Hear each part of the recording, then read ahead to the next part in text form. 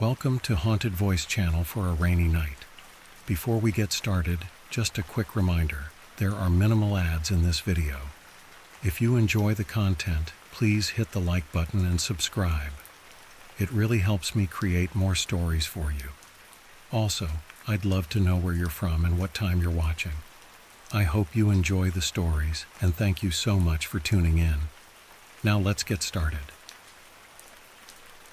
Small towns are notorious for their quiet lives, slow pace, and secrets that linger just beneath the surface. I'd moved to one of those towns a few months ago, trying to escape the noise and chaos of the city. It was supposed to be a fresh start, a place where I could get back to my roots and clear my head. But instead, I stumbled into something I wish I'd never found. The town had a charming old-world feel, with its quaint streets and friendly faces. It was the kind of place where everyone knew each other, and strangers were a rare sight.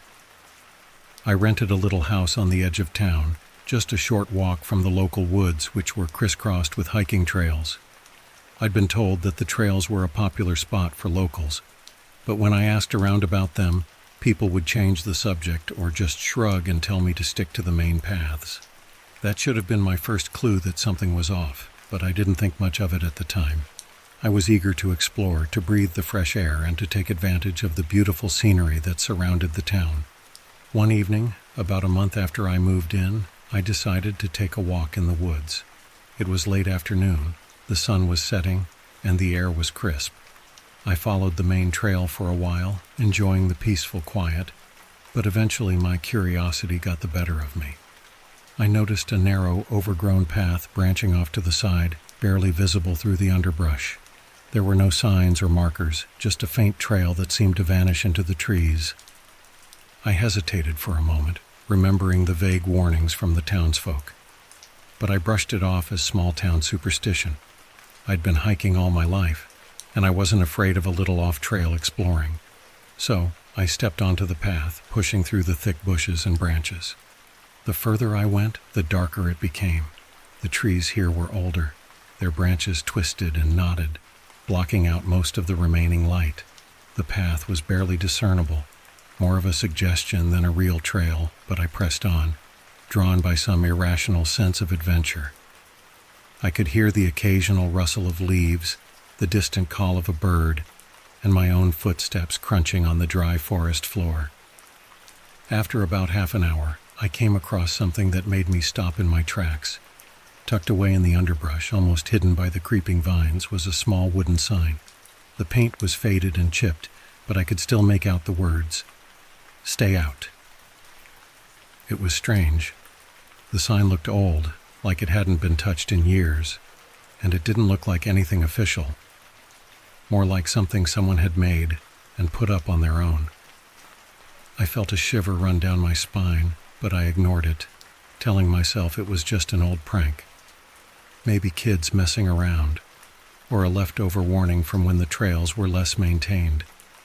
I kept going, the path narrowing even more until it was just a thin strip of dirt winding through the dense forest. The trees were thicker now, their trunks dark and covered in moss. And then I noticed something odd, the silence. There were no sounds anymore. No birds, no rustling leaves, nothing. Just an eerie, all-encompassing quiet that pressed down on me like a heavy blanket. I checked my watch, realizing I'd been walking longer than I intended. The sun was almost gone, and the woods were bathed in a murky twilight that made everything look gray and indistinct. I turned to head back, but the path seemed different. The way I'd come was now tangled with roots and brambles, like the forest had shifted in my absence. I felt a pang of unease, but I told myself not to panic. I just needed to find the main trail again. But as I retraced my steps, I came across something that made my blood run cold. There, half buried in the dirt, was an old, weathered shoe. It was small, like a child's, and looked like it had been there for years, covered in moss and grime. A few feet away I saw another one, an adult's shoe, cracked and faded. My heart pounded as I scanned the area, spotting more discarded items. A torn backpack, a rusted canteen, and what looked like the tattered remains of a jacket, tangled in the underbrush. It was like a scene from a nightmare, a forgotten place where things had been left to rot. I felt a surge of fear, realizing that these things hadn't just been dropped. They were abandoned, deliberately left behind. I remembered the stories I'd heard, whispers about people who'd gone missing over the years, hikers and campers who had vanished without a trace. I quickened my pace, my breath coming in short, panicked bursts. The forest felt alive, the trees closing in around me, and every step seemed to take me deeper into the darkness. I tried to stay calm, to think rationally, but the woods were playing tricks on my mind. I'd walk in one direction, only to end up back where I started, staring at the same twisted tree or discarded shoe. The light was fading fast, and I knew I couldn't stay out here much longer. I pulled out my phone, hoping to use the flashlight, but the screen was blank. Dead. Even though I'd charged it fully before I left. I cursed under my breath, feeling the weight of the growing darkness pressing in. That's when I heard it. A faint rustling, followed by a soft whisper. It was close, too close, and it sent a jolt of terror through me. I turned, squinting into the shadows, but there was nothing, just trees and darkness. I took a step back, and that's when I saw them, pale shapes moving between the trees. They were distant, just at the edge of my vision, but I could see enough to know they weren't animals. They moved silently, almost gliding, their forms indistinct and shrouded in shadows. I felt my chest tighten with fear. These were the missing people. They had to be. But something was wrong. They moved like they were lost, searching, their faces obscured by darkness. I backed away slowly, trying not to make a sound, but every step felt like it echoed through the silent woods. The figures stopped, their heads turning in unison to look at me, though I couldn't see their eyes. I could feel them staring, their presence cold and heavy, like the air had turned to ice. I ran. I didn't care about the path anymore, just barreled through the undergrowth, branches whipping at my face and arms. The whispering followed me, soft and insistent, like voices carried on the wind. I didn't stop until I burst out onto the main trail, gasping for breath, the familiar sights of the well-trodden path a welcome relief. The figures were gone, and the forest was quiet again, the oppressive silence replaced by the normal sounds of the woods. I didn't waste any time getting back to my house. I locked the doors, turned on every light, and sat in the corner of my living room, trying to process what I'd seen. I wanted to believe it was a hallucination, a trick of the mind brought on by fear and darkness, but I couldn't shake the feeling that those figures were real, that they were the lost souls of the people who had vanished in those woods, trapped and searching for something they would never find. I reported it to the local authorities the next day, but they dismissed it as stress, saying that the woods could be disorienting and that there were no records of anyone missing in the area. But I know what I saw. I know those things were real. And now every time I pass by the edge of the forest, I feel them watching, waiting for someone else to stray off the path. Sometimes, late at night, I think I hear that faint whispering again, drifting in through the open windows, calling me back to the woods. And I can't help but wonder how many others have heard it, how many more have vanished into the darkness, never to be seen again. Because once you find the missing path, it never really lets you go. They say some things are better left forgotten, secrets buried in the past, memories locked away. But I've never been good at letting things go. That's why, when I inherited my grandmother's old house, I couldn't resist exploring every inch of it. I wanted to uncover every hidden corner, every untold story. But I never expected to find the room. It was hidden behind a wall in the basement, sealed off like it was never meant to be found. I discovered it by accident, really. Tripped over a loose tile and stumbled into a hollow-sounding section of the wall. The sound echoed strangely, almost like a whisper. I couldn't just ignore it. With some effort, I managed to pry the boards loose, revealing a small, narrow door. It was covered in cobwebs, the wood warped and darkened with age. The doorknob was cold to the touch, sending a shiver up my spine. I hesitated for a moment, a voice in the back of my mind urging me to stop. But curiosity won, like it always does. I twisted the knob and pushed the door open, The room was tiny, barely more than a closet. It was pitch black inside, and the air was thick with dust, the kind that sticks to your throat and makes it hard to breathe. I reached for my phone and turned on the flashlight, sweeping the beam across the room. What I saw made my blood run cold. The walls were covered in writing, words scratched deep into the wood, frantic and overlapping. Names, dates, symbols I didn't recognize. Some of it was smeared with what looked like dried blood. In the center of the room was a small tattered mattress, stained and moldy. I stepped closer, my heart pounding in my chest. There were drawings too, crude and childlike, scattered all over the walls. Faces twisted in agony, eyes wide with fear. And then I saw the photographs, dozens of them, pinned to the walls with rusty nails, faded black and white images of children. Some of them were smiling, others looking away as if they didn't want their picture taken. But they all had one thing in common. Their eyes were scratched out, leaving empty, hollow sockets. I felt a wave of nausea and staggered back, bumping into the door frame. My flashlight flickered, casting strange shadows that seemed to move on their own. I wanted to leave, to slam the door shut and pretend I'd never seen it. But something caught my eye, one of the photos near the corner of the room. It was newer, in color, and the face was all too familiar. It was me. I stared at the photo, my mind reeling. It was a picture of me as a child, maybe 5 or 6 years old. I was standing in front of my grandmother's house, holding a balloon. I remembered that day vaguely. It was my birthday, but there was no reason that photo should be here, in this room. I reached out to touch it, and that's when I noticed the fresh scratch marks around my eyes, just like the others. I jerked my hand back, my skin crawling. I needed to get out of there. I spun around, but the door slammed shut with a deafening bang. I yanked on the doorknob, but it wouldn't budge. Panic set in, my breath coming in short, ragged gasps. Then I heard it. A faint shuffling sound behind me, like something dragging across the floor. I spun around, my flashlight darting around the room. But there was nothing there. The sound grew louder, closer, like it was right behind me. My flashlight flickered again, the light dimming to almost nothing. And then I saw it, a shadow barely visible, slithering along the wall. It moved unnaturally, jerking and twitching like it was struggling to keep its shape. I backed away, pressing myself against the door, my heart hammering in my chest.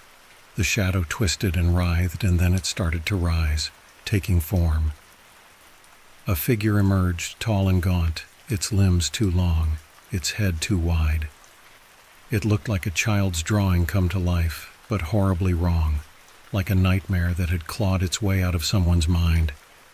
Its eyes were hollow, just like in the photos, and its mouth was twisted into a grotesque grin that stretched impossibly wide. It moved closer, its movements jerky and unnatural, like a marionette with its strings cut. I could feel the cold radiating off it, the air thick with the stench of decay. It reached out, its fingers long and thin, tipped with nails that looked more like claws. I screamed, banging on the door, kicking at it with everything I had. The figure was right in front of me now, its face inches from mine. I could feel its breath, cold and damp, like fog on a winter morning. My flashlight died, plunging the room into complete darkness. But I could still feel it. I could feel its eyes on me, the emptiness inside them pulling at me, like it wanted to swallow me whole. I closed my eyes, praying, pleading for it to be over. And then, just as suddenly as it had started, the door flew open and I fell back into the basement. I scrambled to my feet, slamming the door shut behind me. I didn't look back. I ran up the stairs, through the house, and out into the street. I didn't stop running until I was halfway down the block, gasping for air.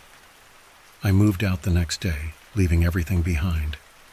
The house, the memories, all of it. I never went back. I tried to forget, to convince myself it was just a nightmare, a hallucination brought on by stress and lack of sleep. But deep down I know the truth. That room was real, that thing was real. And every now and then I catch a glimpse of something in the corner of my eye, a shadow that moves when it shouldn't, a whisper that lingers just a little too long. And I know, no matter how far I run, it's still with me. Because some things aren't meant to be forgotten. Some things never let go.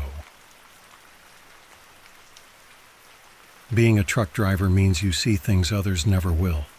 The open road can be lonely, endless miles of asphalt stretching under a sky that seems just as vast. You get used to the solitude, the quiet hum of the engine, the rhythmic clatter of the wheels against the road. But sometimes the quiet isn't comforting. Sometimes it's oppressive, like the world is holding its breath, waiting for something to happen. I've been driving trucks for nearly 20 years, hauling everything from livestock to lumber, crisscrossing the country more times than I can count. I've seen a lot of strange things out there. Roadside memorials with fresh flowers miles from any town, lights that dart across the sky faster than any plane, shadows that move where shadows shouldn't be. But nothing prepared me for what happened on that stretch of Highway 50, the part they call the loneliest road in America. I had a late-night delivery scheduled, California to Colorado, and the dispatcher had been riding me hard about making up time.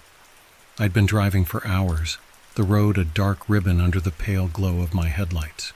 The radio was just static, the occasional country song fading in and out as I lost the signal. I was tired, but not enough to stop. I wanted to make it through the desert stretch before the sun came up and the heat kicked in. That's when I saw her.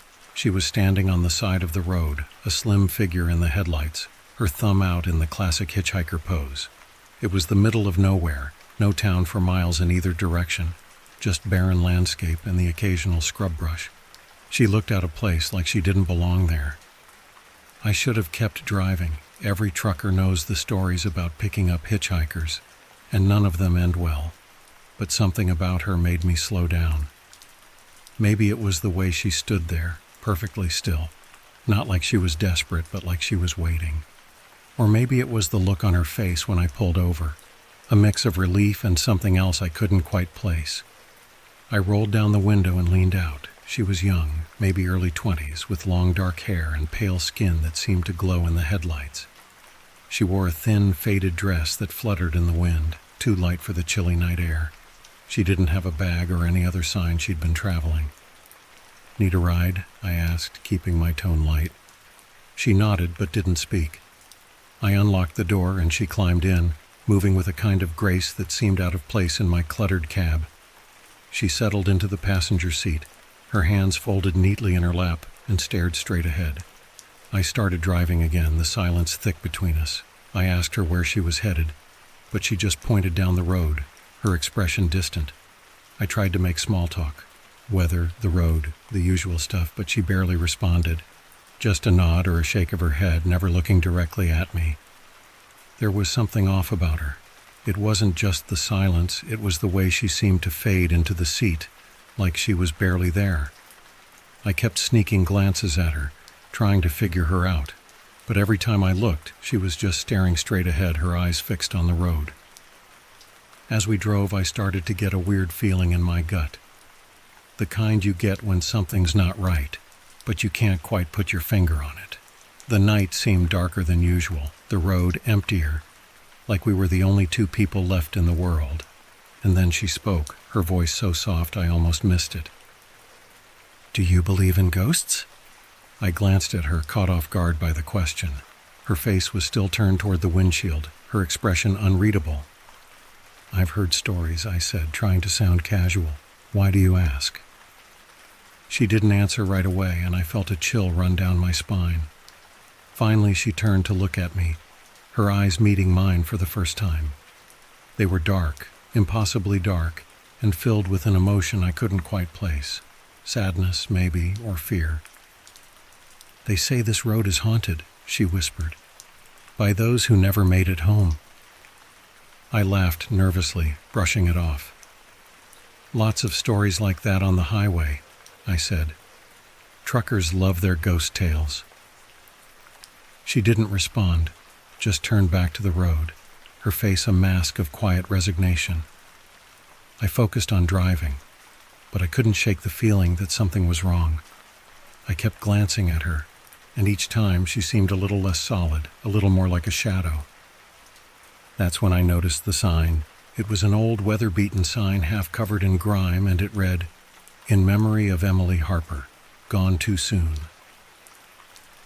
There was a faded photograph of a young woman taped to the pole, her eyes staring out at the passing cars.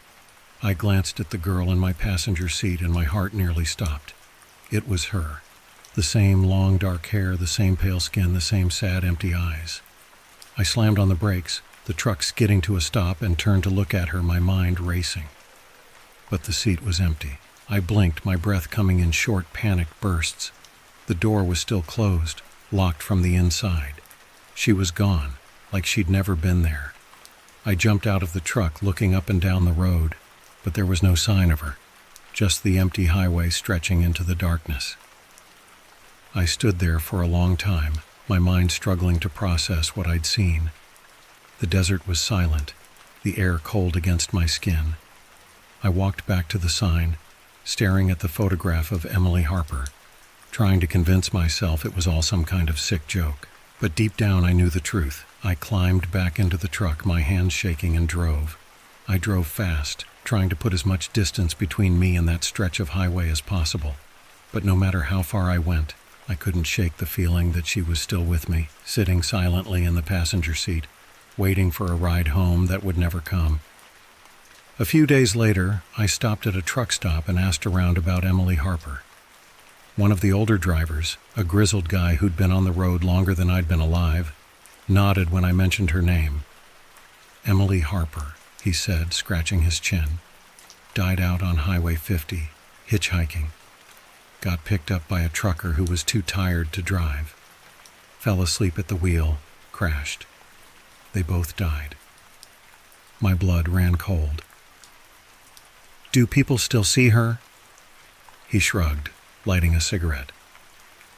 "Now and then. Some say she's looking for a way home.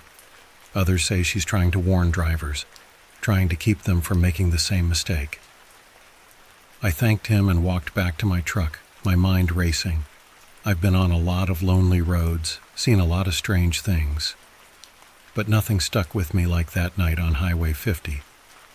Every now and then, when I'm driving late at night, I'll catch a glimpse of something in the rearview mirror, a flicker of movement, a flash of dark hair, and I'll think of Emily Harper standing by the side of the road waiting for a ride. I don't pick up hitchhikers anymore, not after that night, because out here on the loneliest road in America, you never know who or what you might be picking up. I've always worked the night shift. I'm a 911 dispatcher, used to the weird and desperate calls that roll in when most people are asleep. But there was one call, a call that still haunts me every night, that changed everything I thought I knew about this job and reality itself. It was a typical Tuesday night, the kind where nothing ever happens. I was nursing my third coffee, trying to keep myself awake, when the line crackled to life. "911, what's your emergency?" There was silence on the other end, just the faintest whisper of static. I was about to hang up, thinking it was a prank or a misdial, when I heard it. A soft, shivering voice of a woman, almost a whisper. "He's in the house." The hairs on the back of my neck stood up. Her voice was frail, trembling, like she was barely holding it together. I quickly glanced at my screen for the address, but it was blank. No location data, no number, just dead air. "Ma'am, I need you to stay calm. Can you tell me your location?" Silence again. Then the faint sound of a door creaking, followed by her panicked breath. "He's closer." I felt a chill run down my spine. I've dealt with domestic disturbances, break-ins, all sorts of terrifying situations, but there was something in her voice that just didn't feel right. It was like she was already resigned to whatever was going to happen. "Ma'am, I'm sending officers to your location, but I need you to find a safe place to hide. Can you do that?" More silence. The line crackled. Then her voice came back, fainter this time, like she was speaking from the bottom of a well. "He's in my room." A loud bang echoed through the line, followed by a sharp gasp, and then nothing. Just static. I called out to her, but there was no response. The line stayed open. Just dead air and that faint hiss of static. I felt helpless, frustrated. I couldn't trace the call, and without an address there was nothing I could do but log it as an incomplete. But I couldn't shake it. Her voice, that fear, it stuck with me. I replayed the call in my head over and over again, trying to figure out if there was something I missed. I even ran it by my supervisor, but without a number or location, it was just another anomaly in a sea of nightly emergencies. Days turned into weeks, and I tried to forget about it, chalking it up to a bad call that went nowhere. But then, the nightmares started. In my dreams, I was in a house not mine, but familiar in that way dreams make things seem. I'd walk through dimly lit hallways, my footsteps echoing unnaturally loud, and always, just at the edge of my vision, was a figure, a shadow that moved closer every time I blinked. I'd hear that same whisper, the woman's voice, "He's in the house," over and over until I woke up, drenched in sweat. One night, after another shift of unremarkable calls, I couldn't take it anymore. I decided to do some digging. I sifted through records, old dispatch logs, anything that might give me a clue. And then I found it, a cold case from 10 years ago. A woman named Sarah Thompson, last seen in her home, reported missing after a series of 911 calls. Calls that went unanswered because they were never traced. The details were eerily similar. The creaking door, the whispers, the sounds of someone moving closer. Sarah was never found. The case was left unsolved, buried under a mountain of other lost causes. But her house was only a few miles from the station. I couldn't stop myself. I drove there, heart pounding, my hands gripping the wheel so hard they hurt. The house was abandoned, boarded up and forgotten like it had been frozen in time. I stood there staring at it, the weight of everything pressing down on me. It was just a house, just wood and nails and memories that had long since faded. But then my phone rang, my personal cell, not the work one. I fumbled for it, half expecting it to be a spam call or a wrong number. But when I answered, all I heard was static, and then her voice, soft, shivering, just like that night.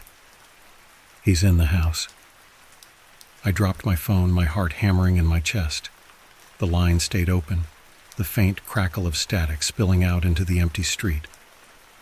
I looked up at the house, and for a split second I saw it, a shadow moving past the window there and gone in a blink.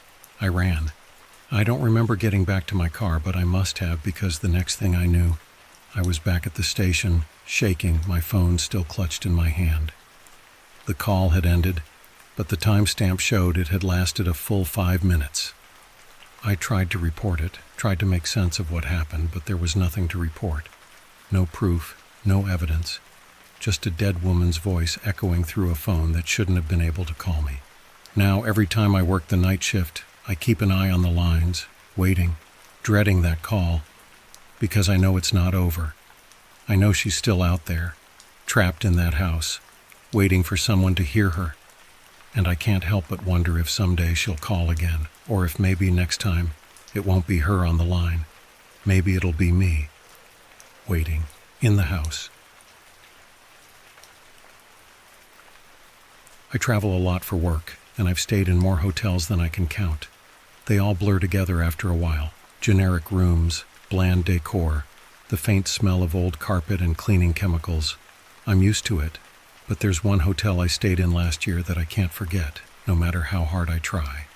The kind of place that gets under your skin and lingers in the back of your mind, like a bad dream that won't let go. It was a last-minute trip, one of those unexpected work emergencies that had me booking a room at the only hotel with availability near my meeting.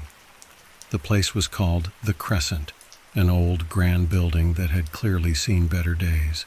It had that faded charm of a once luxurious hotel that had fallen into disrepair, peeling wallpaper, flickering lights, and a front desk that looked like it hadn't been updated since the 80s. I checked in late, around 11 p.m., exhausted from a long day of travel. The lobby was empty, and the receptionist was a tired-looking man who barely glanced at me as he handed over the keycard. "Room 314, he mumbled, his voice flat and distant. Elevators to your left. I nodded, too tired to care, and made my way to the elevator. The ride up was slow, the old machine groaning with each floor, and I felt a flicker of unease, but I brushed it off. It was just an old building, nothing more. The hallway on the third floor was dimly lit, the carpet threadbare and stained. I walked past rows of closed doors, the numbers barely visible on the worn brass plaques. When I reached room 314, I swiped the key card and pushed the door open, stepping into the dark, musty room. The lights flickered as I hit the switch, illuminating a standard, nondescript hotel room. A bed, a desk, a TV mounted on the wall. The air was stale, like the room hadn't been aired out in a long time. I tossed my bag on the bed and headed to the bathroom to wash up. The mirror was fogged, even though I hadn't used the shower, and I had to wipe it down to see my reflection. As I stared into the mirror, I noticed something odd. The reflection of the room behind me didn't seem right. The bed was there, the desk, but something was off. It was like the mirror was showing a slightly different version of the room, darker, with shadows that seemed to stretch and twist in unnatural ways. I blinked, and it was gone. Just my tired eyes playing tricks, I told myself. I needed sleep. I climbed into bed, turned off the lights, and pulled the blankets up, trying to settle my mind. But as I lay there, I started to notice things. Soft creaks, like footsteps on old wood. A faint scratching sound, like nails on the wall. I tried to ignore it, chalking it up to the noises of an old building settling. But the sounds continued, growing louder and more insistent. It was just past midnight when I heard it. A soft, rhythmic knocking coming from the wall behind the bed. 3 knocks, a pause, then 3 more. I sat up, heart pounding, and listened. The knocks continued, steady and deliberate. I pressed my ear against the wall, but there was nothing on the other side. No room, no hallway. Just the outer wall of the building. The knocking stopped suddenly, replaced by a faint, muffled whispering. I couldn't make out the words, but the tone was pleading, desperate. I jumped out of bed, turning on the lights, my pulse racing. The room was empty just as I'd left it, but the whispering persisted, now coming from the corner of the room. I approached slowly, my skin crawling. The corner was empty, just a blank section of wall. But as I got closer, the whispering grew louder, like someone was standing right next to me, speaking just out of sight. I backed away, heart hammering in my chest, and grabbed my phone, dialing the front desk. The line rang twice before the same tired voice answered. Front desk. "There's something wrong with my room," I said, trying to keep my voice steady. "I keep hearing noises, knocking and whispering." There was a long pause on the other end of the line, and I thought the call had dropped. Then the receptionist spoke, his voice flat and monotone. "It's an old building. Sometimes the pipes make noise." "It's not the pipes," I insisted. "It's coming from the walls." Another pause, then a slow, weary sigh. "We don't have any other rooms available tonight. You can check out in the morning." Frustrated, I hung up, my hands shaking. I paced the room, trying to calm down, but the whispers wouldn't stop. I couldn't understand them, but I felt their urgency, their need. It was like someone was trying to get my attention, trying to tell me something. I sat on the edge of the bed, staring at the wall, my mind racing. The whispering grew louder, more insistent, and I felt a cold breeze brush against my neck, even though the windows were closed. The room felt wrong, like the air was too thick, too heavy. I glanced at the mirror and my blood ran cold. In the reflection, the room was dark, much darker than it should have been. And there, in the corner, was a figure, a tall, shadowy shape that stood perfectly still, watching me. I spun around, but the room was empty. I looked back at the mirror and the figure was gone. But the whispers continued, filling my ears, my head, my thoughts. I couldn't stay in that room another second. I grabbed my bag, threw on my jacket, and bolted out the door, not bothering to turn off the lights. I made my way to the lobby, where the receptionist gave me a half-hearted look as I handed over the key card. "Checking out early?" he asked, his tone indifferent. "Yeah," I muttered, trying to keep the panic out of my voice. "I'll settle the bill later." He nodded, barely acknowledging me, and I hurried out into the cold night air, the hotel looming behind me like a dark, silent monolith. I drove to the nearest chain hotel and booked a room, finally feeling like I could breathe again. I didn't sleep much that night, the events replaying over and over in my mind. The next day I did some digging. I couldn't get room 314 out of my head, and I needed to know if it was just me losing my mind. What I found chilled me to the bone. Years ago, a woman had died in that room, a guest who'd gone missing for days before they found her. She'd been discovered in the corner of the room, the same corner where I'd heard the whispers, her body contorted in a way that defied explanation. The hotel had covered it up, of course, and the details were sparse, but there were rumors. Other guests had reported strange noises, the same knocking and whispering, and several had checked out in the middle of the night, refusing to say why.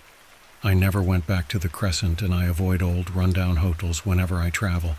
But sometimes, late at night, I think I hear that knocking, 3 knocks, a pause, then 3 more, and I wonder if the woman from room 314 is still trying to get someone's attention, still whispering her desperate pleas to anyone who will listen.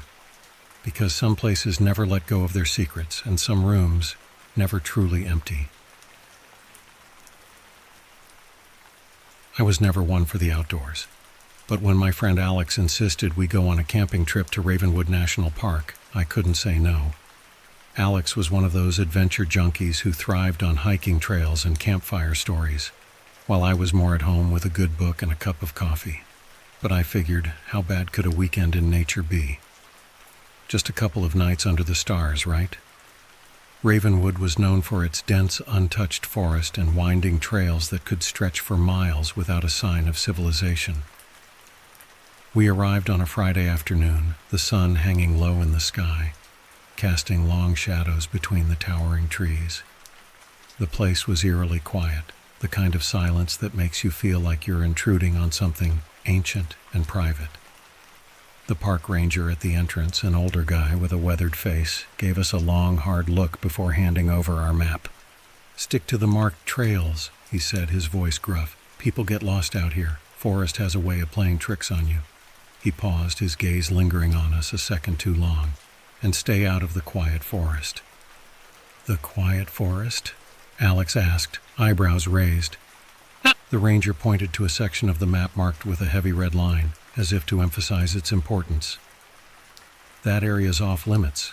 Trails aren't maintained, and the trees are so dense you can lose daylight at noon. Folks have gone missing out there, never found them." We both nodded, and Alex shot me a grin as we walked away. "Sounds like a challenge, huh?" I shrugged it off, but the ranger's words stuck with me. As we set up camp near a small, clear stream, I couldn't shake the feeling that we were being watched. The woods seemed alive, not just with the rustling of leaves or the occasional bird call, but with something unseen, lurking just beyond our vision. That night, as we sat around the campfire, Alex told stories about lost hikers, wild animals, and ghostly sightings. We laughed them off, chalking it up to urban legends and overactive imaginations. But then he brought up the quiet forest, the way the ranger had spoken about it like it was something more than just an overgrown part of the park. "You know," Alex said, poking at the fire with a stick, "they say it's called the quiet forest because it's like stepping into another world. No birds, no animals, just silence, the kind that messes with your head." I chuckled nervously, trying to play it cool. "Yeah, well, we're not going there, right?" Alex just shrugged and changed the subject, but the thought lingered. As we turned in for the night, the fire dying down to glowing embers, I lay awake in my tent, listening. The forest was quiet. Too quiet. Not even the sound of insects. It was like the whole place was holding its breath. The next morning, we set out to explore, following a trail that wound through the trees, deeper into the park. The further we walked, the more the trail seemed to narrow, the trees closing in around us. I started to feel uneasy, like we were being funneled somewhere, guided by invisible hands. After a while, Alex stopped and checked the map, frowning. "I think we took a wrong turn," he said. "We should have hit the lake by now." I looked around trying to get my bearings, but everything looked the same. Just trees and shadows. "Maybe we should head back?" Alex hesitated, then nodded. "Yeah, probably a good idea." We turned around, but the trail was gone. The path we had been following had vanished, replaced by thick underbrush and twisted roots. It was like the forest had swallowed it up, erasing any sign of where we had come from. "Okay, this is weird," Alex muttered, his voice tinged with frustration. He pulled out his compass, but the needle spun erratically, unable to settle.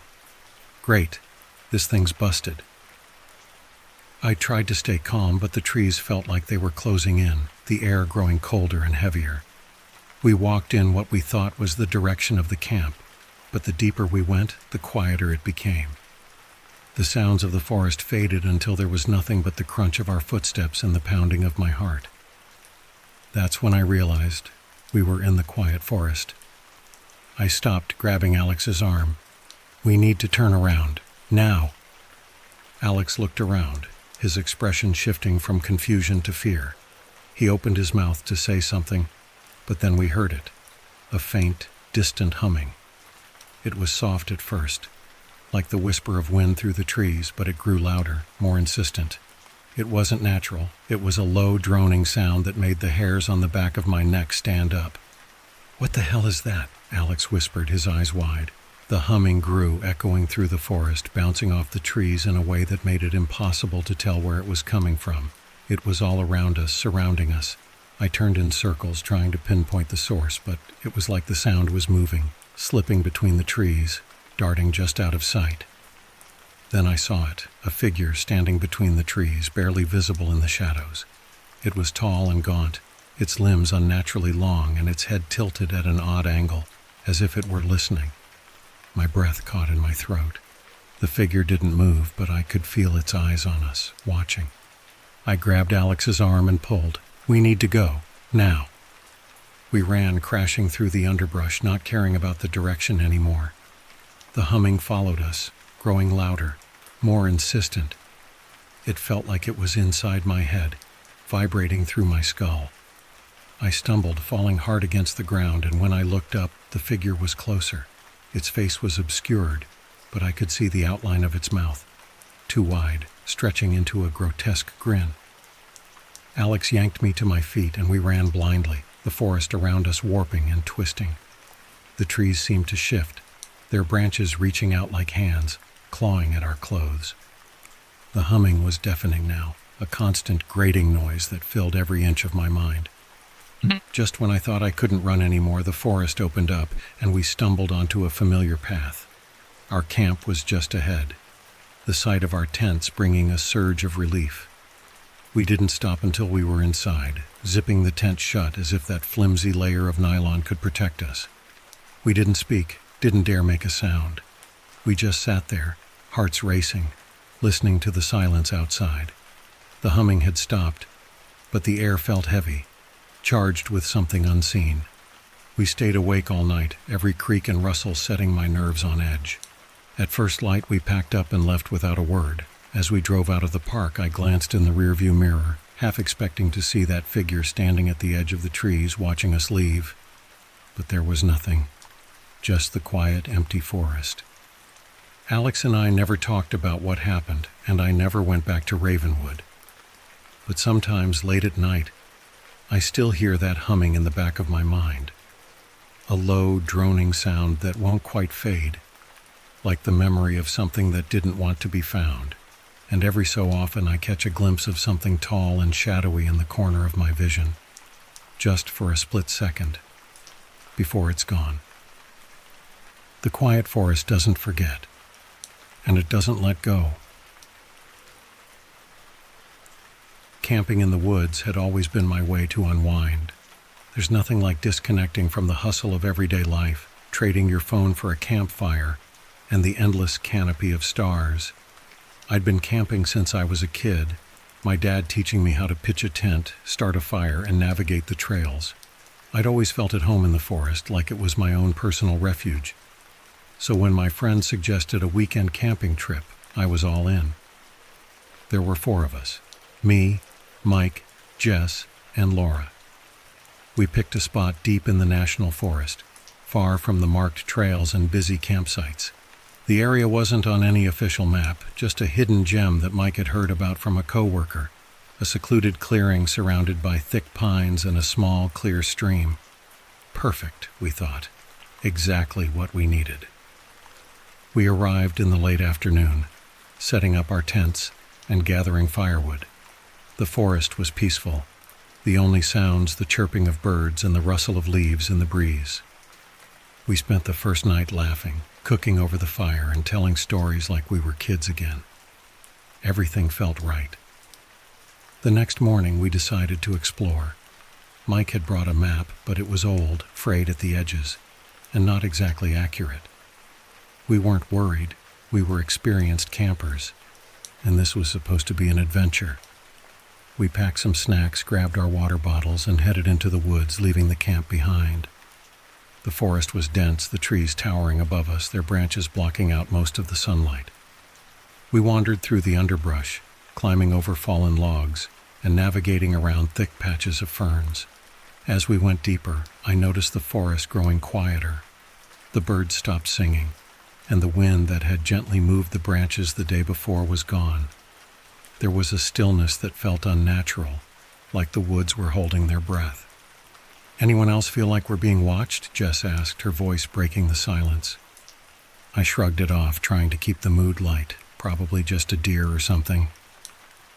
But she wasn't the only one who felt it. I could sense it too. That prickling sensation on the back of my neck, the feeling that eyes were on us, just beyond the trees. We kept going, though, brushing it off as nothing more than nerves. About an hour in, we stumbled upon something strange.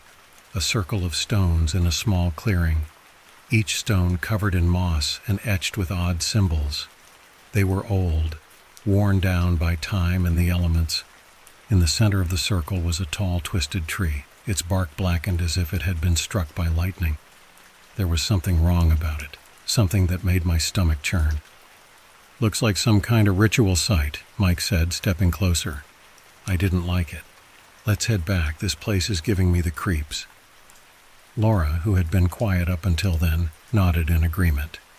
"Yeah, it's weird here. I don't like it." We turned to leave, but the path we had taken seemed different, like the forest had shifted while we weren't looking. The trees felt closer, the shadows longer. We tried to retrace our steps, but the more we walked, the more lost we became. Mike pulled out the map, but it was useless. Nothing matched what we were seeing. The landmarks were all wrong, and the streams and trails were nowhere to be found. It was as if the forest had swallowed us whole, twisting itself into something unrecognizable. "Let's just keep heading in one direction," I said, trying to keep everyone calm. "We have to come out somewhere eventually." But it wasn't that simple. The deeper we went, the more disoriented we became. The trees seemed to close in around us, their trunks gnarled and twisted, their branches like skeletal hands reaching for us. The ground was soft, our footsteps sinking into the thick, damp earth. And then we started hearing it, a faint whisper just at the edge of our hearing. It was too soft to make out the words, but it was there, threading through the air like a cold breeze. We all heard it, the same low, murmuring sound that seemed to come from everywhere and nowhere at once. "What the hell is that?" Laura whispered, her eyes wide. No one had an answer. The whispers grew louder, more insistent, and I felt a chill run down my spine. It sounded like voices, hundreds of them, overlapping and blending together, their words twisted and distorted. I couldn't tell if they were calling out to us or warning us to leave. We picked up the pace, moving faster through the underbrush, but the forest seemed to fight us at every turn. Branches snagged on our clothes, roots tripped us up, and the whispers followed, growing louder with each step. The air felt colder, the light dimmer, and I could feel the panic setting in.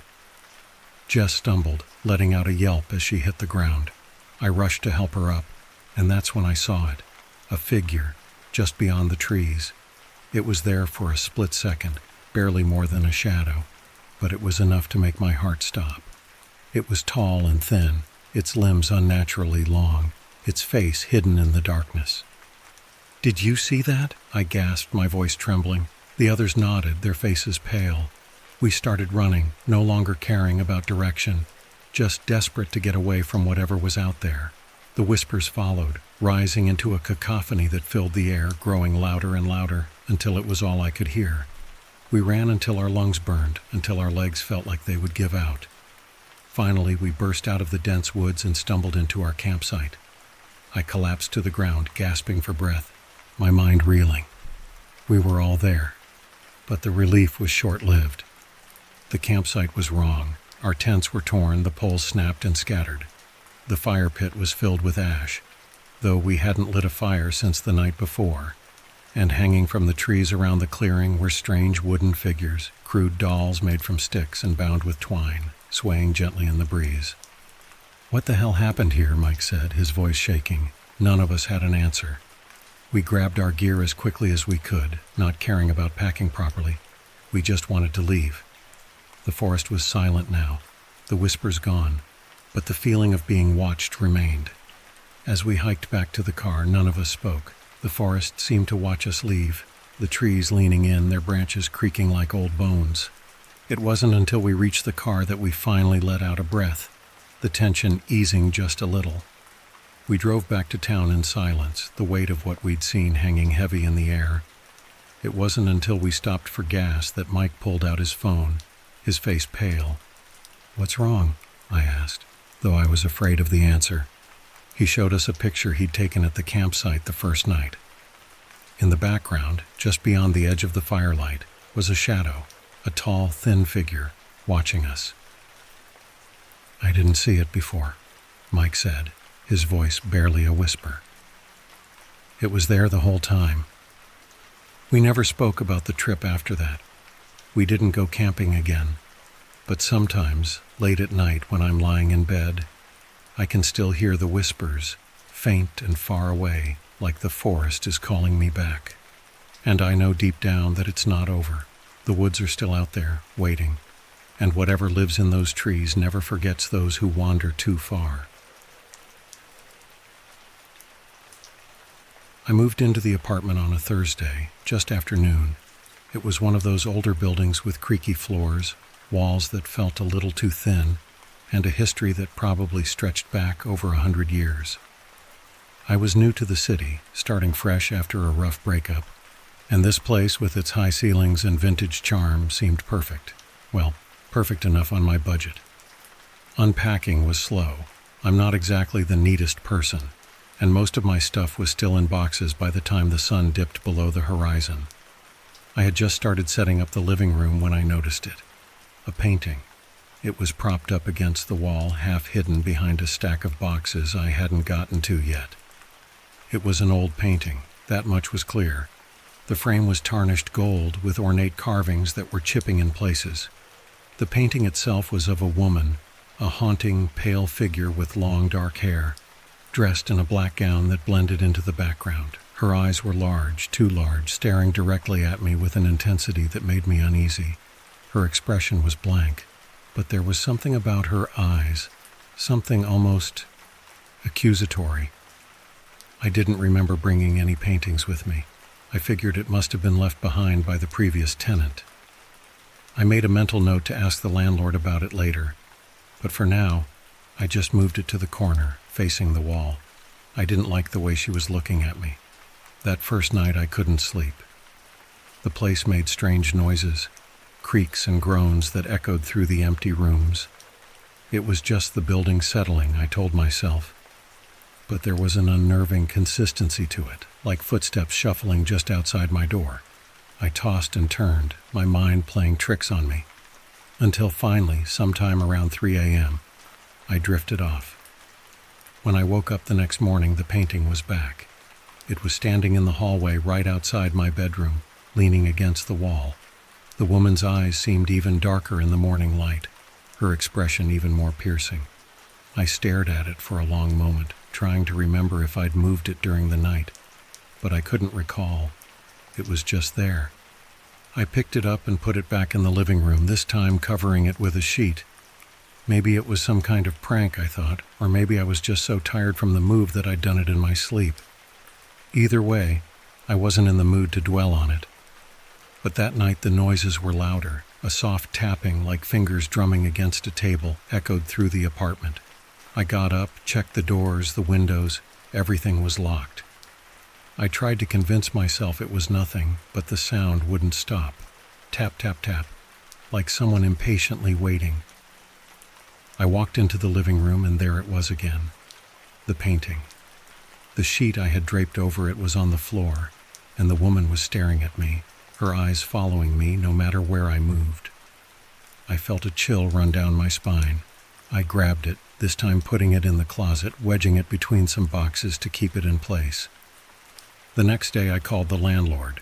"Hey, did the last tenant leave anything behind? Like a painting?" I asked, trying to keep my voice casual. The landlord hesitated. "No, the place was cleaned out before you moved in." "Why?" I didn't mention the painting. I didn't even know how to explain it without sounding crazy. "No reason, just curious." That night I tried to sleep with the TV on, hoping the noise would drown out whatever was going on in the apartment. But around 2 a.m., the tapping started again.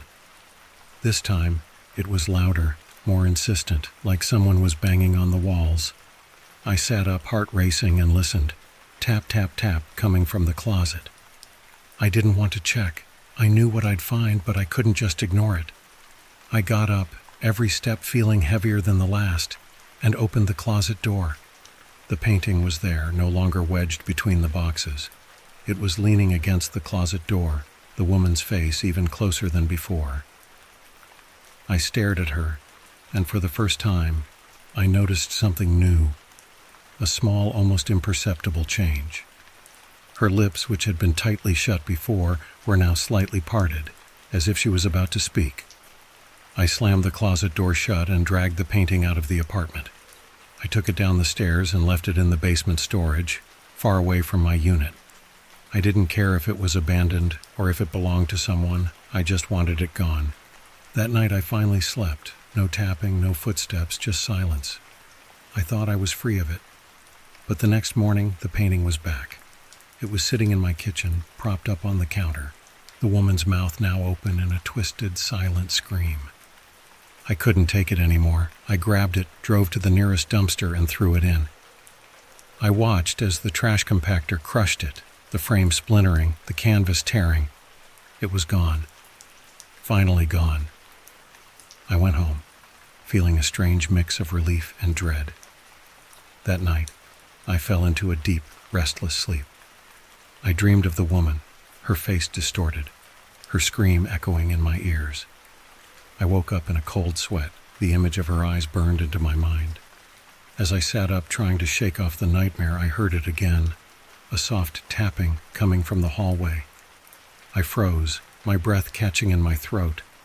Slowly, I turned to look, and there, at the end of the hall, was the painting.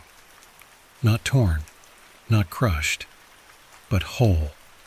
The woman's eyes were wide, her mouth open in that awful scream, her hands reaching out of the frame, her fingers tapping on the wall. I bolted from the apartment, my heart pounding, my mind racing. I didn't stop until I was outside, gasping for breath. I called the landlord, demanded to break the lease, made up some excuse about an emergency, anything to get out. As I packed my things, I kept glancing at the hallway, half expecting to see her there. But the painting never moved again. It just watched, her eyes following me until the very last box was loaded into my car. I moved out that same day. I didn't leave a forwarding address. I didn't want to risk that painting finding me again. I don't know if it was haunted or if I was losing my mind. All I know is that sometimes, when I'm alone, I can still hear it, the faintest tap, tap, tap, like fingers drumming against a table waiting. And every time I'm terrified to look, afraid that I'll see her again, her eyes accusing, her mouth open in that silent, eternal scream.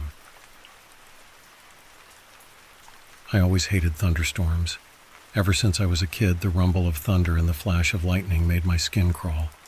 So, of course, it had to be on a night like this that my car broke down in the middle of nowhere. The rain poured in sheets, making it impossible to see beyond a few feet. My phone was dead naturally, a perfect storm of bad luck. I saw a light in the distance flickering between the trees like a dying firefly. It was the only sign of life for miles, and the thought of walking in the dark, rain-soaked woods wasn't exactly thrilling, but I didn't have a choice. The mud squelched beneath my boots with every step, the wind howling like a wounded animal, drowning out everything else. My heart raced, each beat pounding like the heavy rain against my soaked jacket. The light grew closer, and soon I saw it was coming from a small old cabin. Its windows glowed with the weak, uneven light of a single candle. I hesitated, something deep inside me screaming to turn back, but I was cold, wet, and desperate. I knocked on the door, the sound almost lost in the relentless storm. No answer. I knocked again, harder this time. The door creaked open on its own. It was dark inside, save for the dim candlelight. "Hello?" I called, my voice shaky. No response. I stepped inside, the wooden floor groaning under my weight. The place was a mess, furniture covered in dust, cobwebs hanging in the corners, a heavy moldy smell in the air. But it was warm. The candle sat on a table in the center of the room, its flame flickering wildly as if it could go out any moment. There was something odd about it, though. It wasn't the usual bright yellow flame. It was bluish, cold, almost ghostly. As I stared at it, I realized that it wasn't casting any shadows. That's when the unease I'd been feeling turned into a gnawing dread. A loud bang came from somewhere deeper in the cabin, and I nearly jumped out of my skin. I turned, expecting to see someone there, a person, an animal, anything. But there was nothing. Just a hallway that stretched into darkness. I should have left.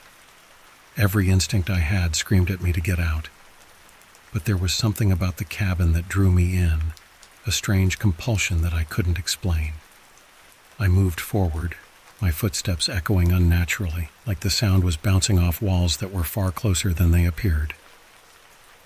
The hallway seemed to stretch longer with each step, the candlelight dimming as if the flame was retreating from me. My breath came in shallow gasps. I felt like I was being watched, the weight of unseen eyes pressing down on me. I reached a door at the end of the hallway. It was slightly ajar, and from the crack I could see another flickering light. I pushed the door open. Inside was a room identical to the one I'd just left, right down to the placement of the candle on the table. But it was different. There was someone sitting at the table. I couldn't make out any features, just a shadow, hunched and still. "Hello?" I called out, my voice breaking. The figure didn't move.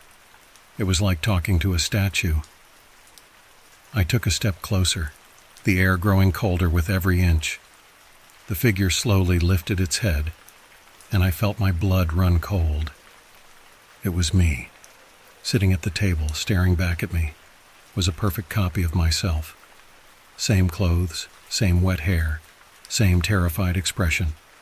It didn't blink, didn't breathe, just sat there with that lifeless stare. My reflection, but wrong. Its eyes were empty like deep black holes. I stumbled back, my heart hammering in my chest, my mind racing to make sense of what I was seeing. The candle flickered wildly, the blue flame nearly extinguishing. I turned to run, but the hallway was gone. There was only darkness. I was trapped. My double rose from the chair, its movements jerky, like a marionette on tangled strings. It stepped closer, and I could hear it now, the soft whispering sound of static, like an old TV set to a dead channel. I backed against the wall, my breath coming in panicked gasps. The other me raised a hand, its fingers stretching unnaturally long, almost skeletal. It pointed at the candle, and suddenly I understood. The flame, the flicker. It wasn't just light. It was life. My life. The blue flame flickered faster, dimming with each passing second. My reflection's hollow eyes bored into me, and I felt an intense pull, like it was draining me, siphoning my very essence. My vision blurred, the room spinning around me. I felt weaker, colder, as if the warmth was being sucked out of my bones. I reached out, desperate to snuff out the candle, to break the connection, but my arm felt like it weighed a ton. My reflection's lips twisted into a grotesque smile, and I realized too late that I wasn't the one in control anymore. I was just a flicker, a dying ember in a storm of darkness.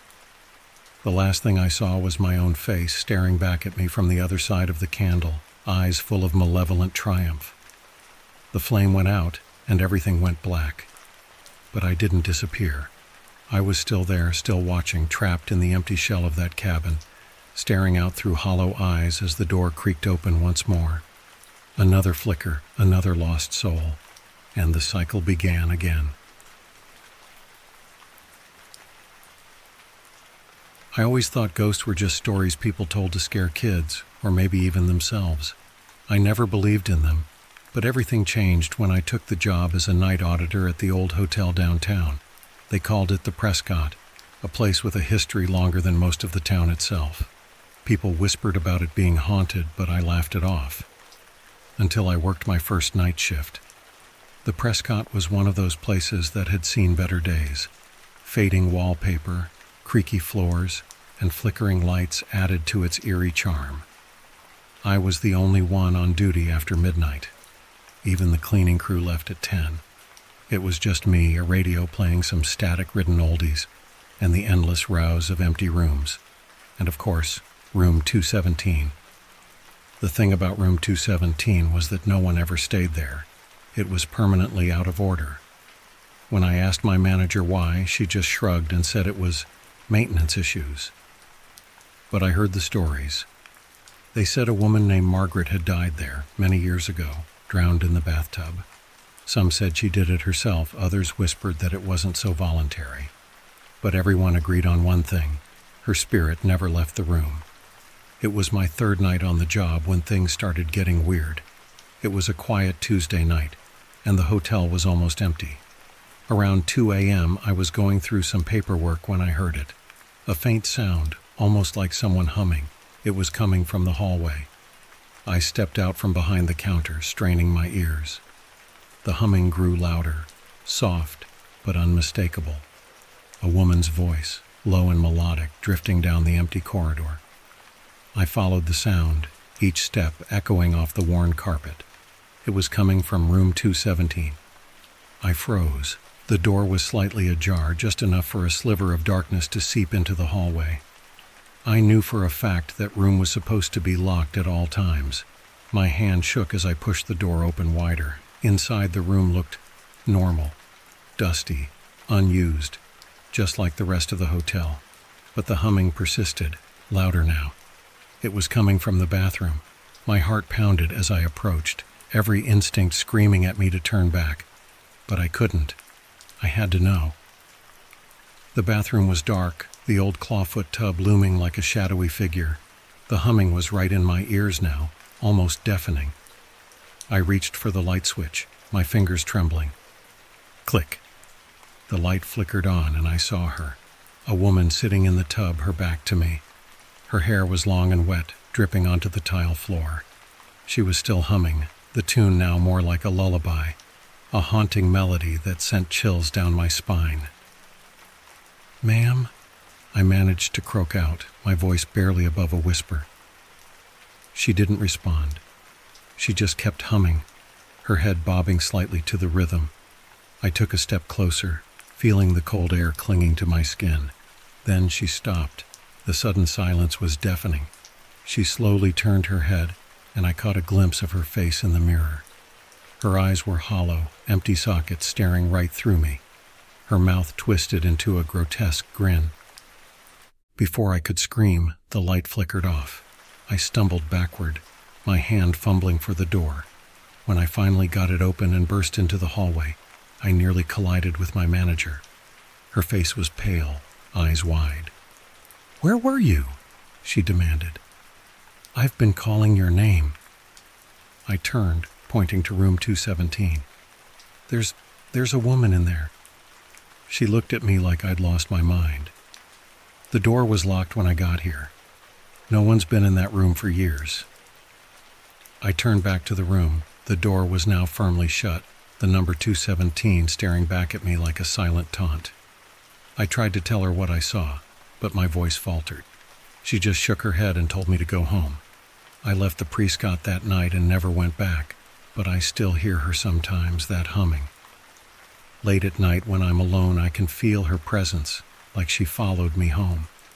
Maybe Margaret wasn't the one who died in that room. Maybe she was just waiting for someone else to take her place. And sometimes I wonder if I was her choice all along.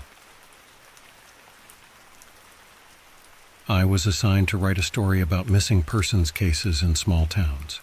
As a journalist, I'd covered my fair share of unsettling stories, unsolved murders, mysterious deaths, and even a supposed haunted house or two. But there was something particularly eerie about people who just disappeared. No trace, no clues, just gone. And that's why I found myself driving down a nearly forgotten road, heading toward a place called Pine Hollow. Pine Hollow wasn't on most maps. It was a small, unremarkable town hidden in the shadow of the mountains, surrounded by dense forests that swallowed up the sunlight.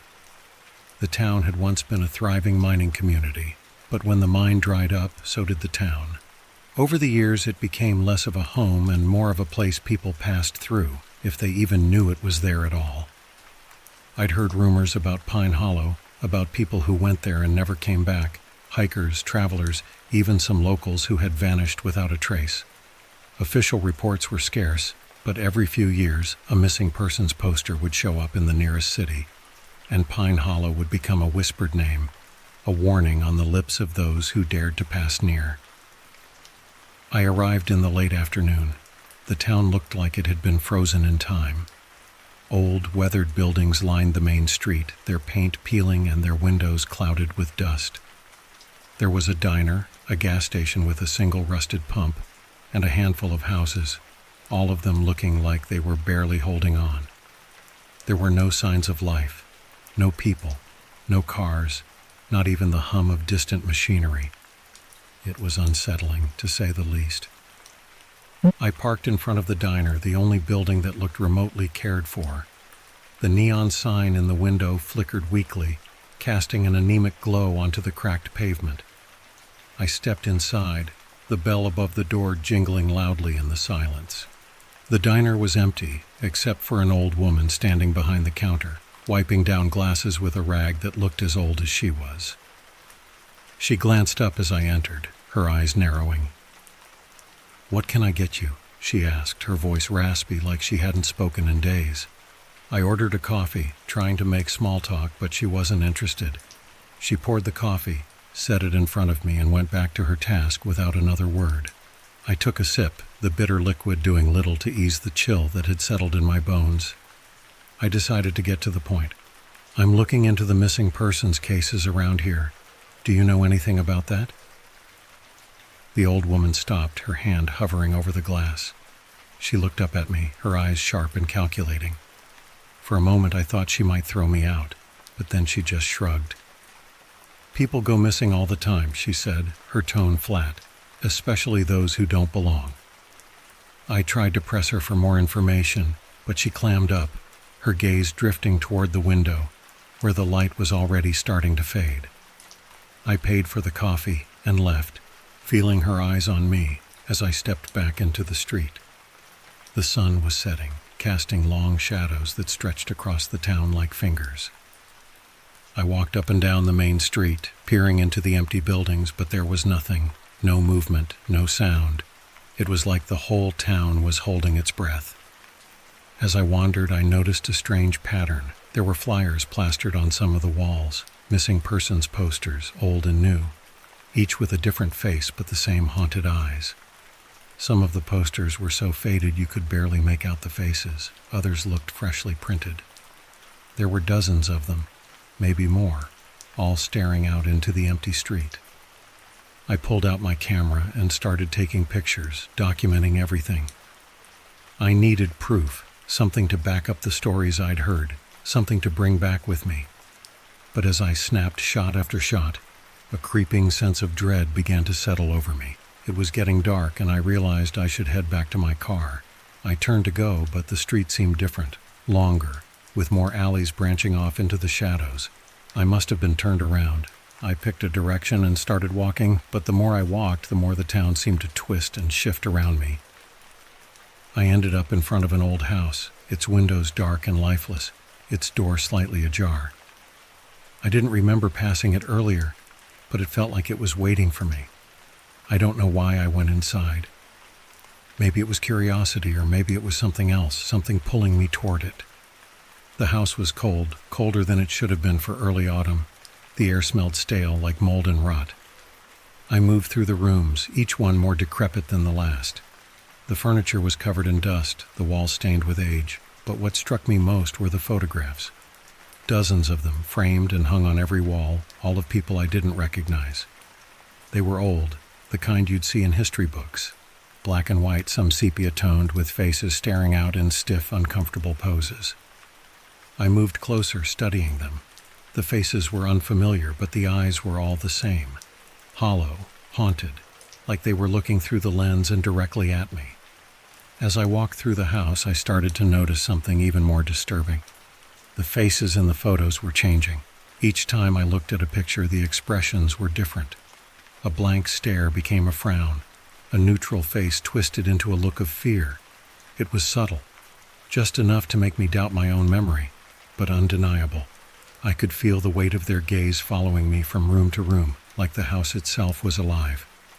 I found myself in a hallway at the back of the house where a single door stood slightly ajar. Light seeped through the crack, flickering like a candle. I hesitated, my hand hovering over the doorknob. Every instinct told me to leave, but something compelled me to push the door open. The room was small and empty, except for a table and a single chair. On the table was an old radio, the kind you'd see in movies from the 50s. It was turned on, but the only sound was static, crackling softly in the quiet room. I reached out to turn it off, and as I did, the static shifted. A voice came through, faint and distorted, barely more than a whisper. It repeated the same phrase over and over, a string of numbers followed by a name I recognized. It was mine. I stumbled back, knocking the chair over. The radio continued, the voice growing louder, more insistent. I turned and ran, barreling through the house and out the door. I didn't stop until I was back at my car, gasping for breath, my heart pounding in my chest. I fumbled with the keys, starting the engine and tearing out of Pine Hollow as fast as I could. The road twisted and turned, but I didn't care. I just needed to get away. I didn't look back, not until I was miles away, the town nothing but a distant memory in the rearview mirror. When I got home, I tried to forget. I tried to bury the experience, chalking it up to exhaustion or stress.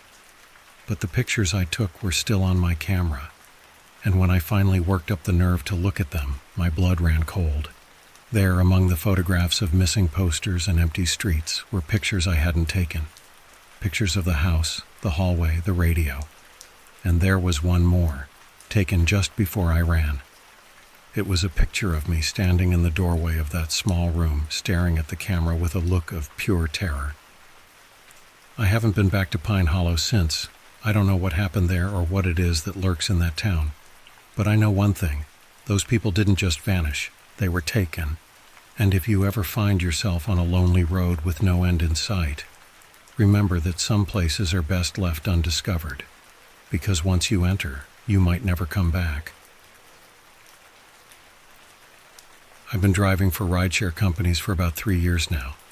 It's not the most glamorous job, but it's flexible, and the money's decent, especially if you're willing to work the late-night shifts. I've picked up all kinds of people at all hours. Drunks, partiers, the occasional celebrity, even a few who seemed a little off. But there was one night, one passenger that I can't forget, no matter how hard I try. It was a Friday, just past midnight, and the streets were starting to clear up. My last ride had taken me out to the edge of town, near an old industrial area that was mostly deserted at that hour. As I was about to head back toward the city, a new request came through. It was close, just a few blocks away, so I accepted it without thinking twice. The pin dropped on an old rundown building that looked like it hadn't seen life in decades. It was one of those places you avoid. Boarded up windows, graffiti, a chain link fence that was more rust than metal. The kind of place that gives you a bad feeling just looking at it, but the app said there was a passenger waiting. So I pulled up to the curb and put the car in park. I looked around, but I didn't see anyone. The street was empty, just the flickering of a distant street lamp, and the faint hum of the city far off in the distance. I waited a few minutes, figuring they were just running late. I even texted through the app, but got no response. Then out of the corner of my eye I saw movement. A figure was walking toward the car from the shadows, slow and deliberate. As they got closer, I could make out that it was a man, dressed in a long, dark coat that seemed a little too heavy for the mild weather. His face was obscured by a wide-brimmed hat, and he moved with an awkward, stiff gait that made my skin crawl. He opened the back door and slid into the seat without a word. I greeted him, but he didn't respond, just stared straight ahead, his face still hidden in shadow. There was a weird, musty smell that filled the car, like damp clothes and something else I couldn't quite place, something metallic. "Where to?" I asked, trying to keep my voice steady. He didn't answer. He just pointed forward, a slow, deliberate motion. I glanced at the app, but it still didn't show a destination. It was like the request was stuck, frozen on my screen. I turned back to the man, but he didn't seem to care, just kept pointing. "All right, forward it is," I said, trying to shake off the growing unease. I started driving, hoping he'd eventually say something or give me some indication of where he wanted to go. But he stayed silent, his head slowly turning to watch the streets as we passed. The longer I drove, the stranger it felt. There was something wrong about this guy, something off. I couldn't put my finger on it, but every instinct I had was screaming at me to get out of there. I checked the rearview mirror, and for a second I thought I saw his reflection flicker, like an old TV struggling to stay tuned. But when I looked back, he was just sitting there, staring out the window. We drove for what felt like forever, through neighborhoods I didn't recognize, down roads that seemed to twist and turn in impossible ways. The cityscape blurred, and I couldn't tell if we were still in the same part of town or somewhere else entirely. I glanced at the clock on the dashboard. It wasn't working. The radio, the GPS, everything electronic seemed to glitch out the moment we started moving. Finally, I'd had enough. I pulled over, my hands shaking on the wheel. "Look, man, I need an address or I can't take you any further." He turned his head slowly, and for the first time I saw his face, or rather, I saw where his face should have been. His features were blurred, like smeared paint on a canvas. No eyes, no nose, just vague impressions of where they should be. But his mouth was clear, a thin, dark line that curved up into a smile that was all wrong, too wide and too empty. I froze, my heart pounding in my chest. The man, or whatever he was, leaned forward, that smile never changing, and whispered in a voice that sounded like the rustle of dead leaves, "You're going the wrong way." Before I could react, he disappeared. Not like he got out of the car. I mean, he was just gone, like he'd never been there at all. The back seat was empty, the door still closed. My heart was racing, and I scrambled out of the car, stumbling onto the sidewalk. I looked around, but the street was deserted. The building I'd picked him up from nowhere in sight. I was in a part of town I didn't recognize, surrounded by old, crumbling buildings that loomed like forgotten giants. I fumbled for my phone, trying to pull up the app, but it was still frozen. I checked the recent rides, but there was nothing. No record of the pickup, no sign of the fare. Just a blank screen and the feeling of cold air against my skin. I got back in the car and drove. I didn't care where, just away from that place, away from whatever had happened. I finally made it back to a familiar part of town, but the unease never left me. It wasn't just the ride. It was the way everything had felt, like reality had bent around me and I was caught in the fold. The next day, I contacted the rideshare company, tried to explain what happened, but they didn't have any record of the ride. No logs, no data, nothing. It was like it had never happened. I even checked the dashcam footage, hoping to make some sense of it, but the video cut out just before I picked him up, flickering back to life only after I'd stopped. I've thought about it a lot since then. I've tried to rationalize it, tried to convince myself it was just some kind of bizarre hallucination or a trick of the night. But deep down, I know it wasn't. Every so often when I'm driving late at night, I still check the rearview mirror, half expecting to see that figure, that blurred face and twisted smile, and sometimes, just for a split second, I think I do. I've started avoiding that part of town, avoiding late-night pickups altogether, because the truth is, I don't know where he wanted to go or why he chose my car. But I know one thing for sure, whoever or whatever that passenger was, he wasn't looking for a ride. He was looking for something else, and I'm terrified that one day he'll find it. I never used to believe in ghosts. Not really. Sure, I loved a good horror movie and enjoyed telling creepy stories around a campfire, but I never thought any of it was real. That all changed the night I moved into my new apartment. The place was cheap, which should have been my first red flag, but it was in a decent neighborhood, close to work, and it had a kind of old-world charm that you don't see in the newer buildings. High ceilings, ornate moldings, big windows with heavy curtains. It felt like stepping into another era. It was perfect, or so I thought. The first couple of days were uneventful. I unpacked, settled in, got used to the creaks and groans of the old building. It wasn't until the third night that things started getting strange. It was around 2 a.m. when I heard it. A soft tapping sound, rhythmic and deliberate. I was half asleep, my mind sluggish from a long day, and at first, I thought it was just rain against the window. But as I lay there, I realized it was too slow, too deliberate. Tap, tap, tap, like someone gently knocking on glass. I sat up in bed, listening. The sound was coming from the living room. My heart pounded in my chest as I got up and crept toward the door. I told myself it was probably just the wind, a loose shutter, something easily explained. But the sound persisted, steady and unchanging. I peeked into the living room, and that's when I saw him, a figure standing outside my window, staring in. He was tall, with broad shoulders and a face hidden in the shadows of a wide-brimmed hat. His hand was pressed against the glass, tapping with a slow, methodical rhythm. Tap, tap, tap. I froze, my breath catching in my throat. The curtains were slightly parted, just enough for me to see him, but the rest of the room was bathed in darkness. I wanted to believe it was just a trick of the light, some weird reflection, but I knew better. He was real. I reached for the nearest object, a heavy book, and clutched it like a weapon as I approached the window. The tapping stopped, and for a moment, everything was silent except for the sound of my own ragged breathing. I reached out, my hand trembling, and yanked the curtains closed. The room plunged into darkness, and I stumbled back, nearly tripping over the coffee table. I didn't sleep the rest of the night. I sat there in the dark, every creak and groan of the old building making me jump. I kept telling myself that I was just seeing things, that it was late and I was tired.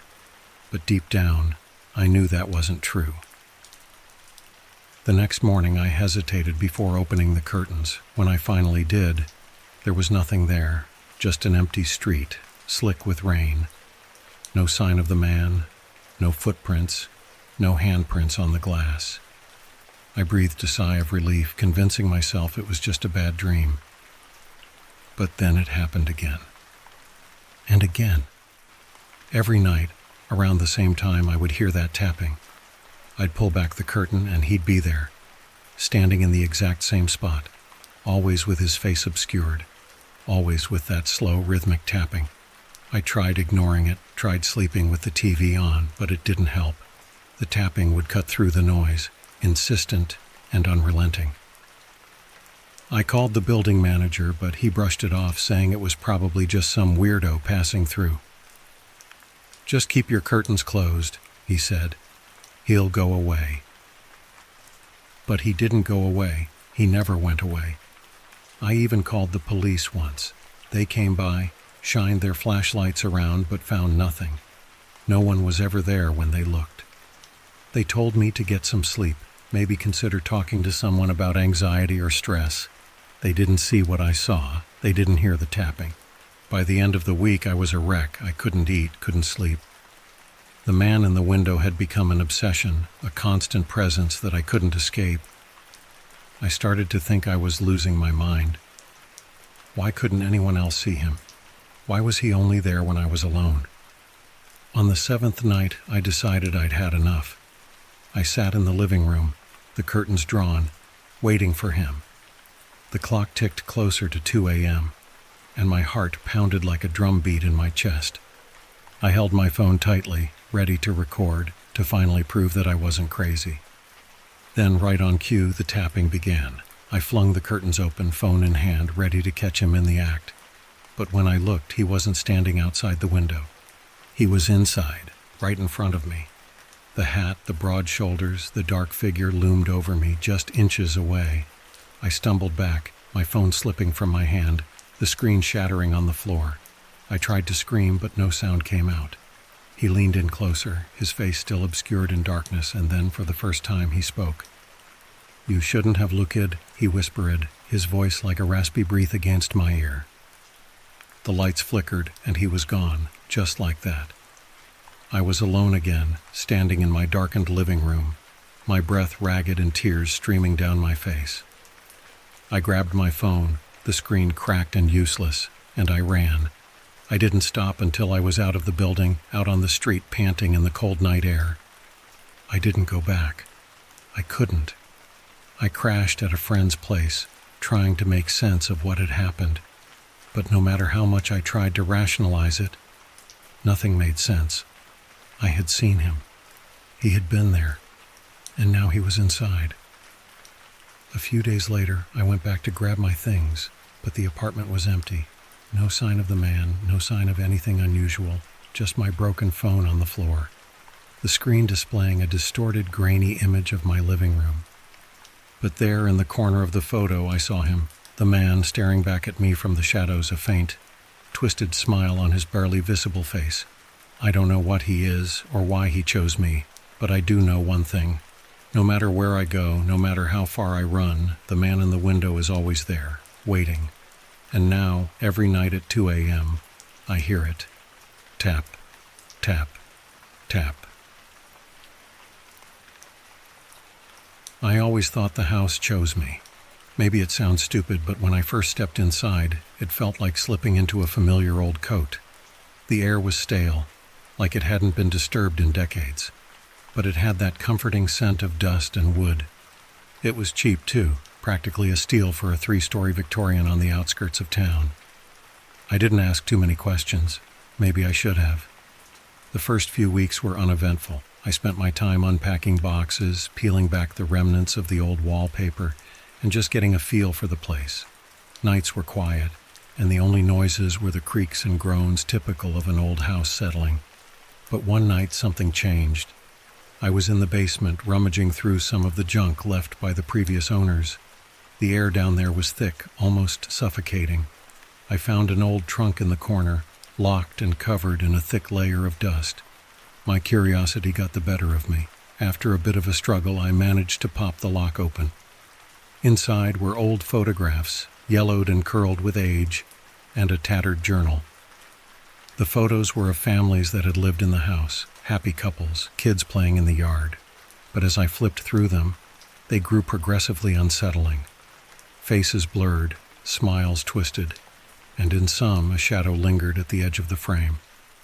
It was faint, almost indistinguishable, but it was there in every photo. A tall, dark figure that seemed out of place. I brushed it off as a trick of the light or a defect in the camera, but it left me with an uneasy feeling. I took the journal upstairs thinking it would make for an interesting read before bed. The entries were mundane at first, detailing day-to-day life, repairs to the house, and notes on the weather. Then, as I got further along, the tone shifted. The writer spoke of strange occurrences, footsteps in the night, doors slamming on their own, and an oppressive feeling that something was watching them. The last entry was short, almost frantic. It knows I've seen it. It knows. That night I barely slept. Every sound, every creak of the house felt amplified, like it was alive. The next day I tried to shake it off. It was just an old house, I told myself. Old houses make noise. Old houses have history. But things only got worse. It started with shadows flickering just out of the corner of my eye. I'd turn, and there'd be nothing. The lights would flicker randomly, plunging rooms into darkness for seconds at a time. And then there were the whispers, soft, unintelligible murmurs that seemed to come from within the walls. At first, I thought it was just the wind or the house settling, but the whispers grew more distinct, more insistent. One night I woke up to the sound of footsteps on the 3rd floor, heavy, deliberate, and coming down the stairs. I froze, my heart racing. I told myself it was just my imagination, but the footsteps continued, growing louder, closer. I grabbed the bat I kept by the bed and slowly made my way out of my room. The hallway was dark and the air felt thick, almost like it was pressing in on me. I stood there, bat in hand, listening. The footsteps stopped, and for a moment there was silence. Then from the basement, a low, guttural growl echoed up through the house. It wasn't an animal. It wasn't human.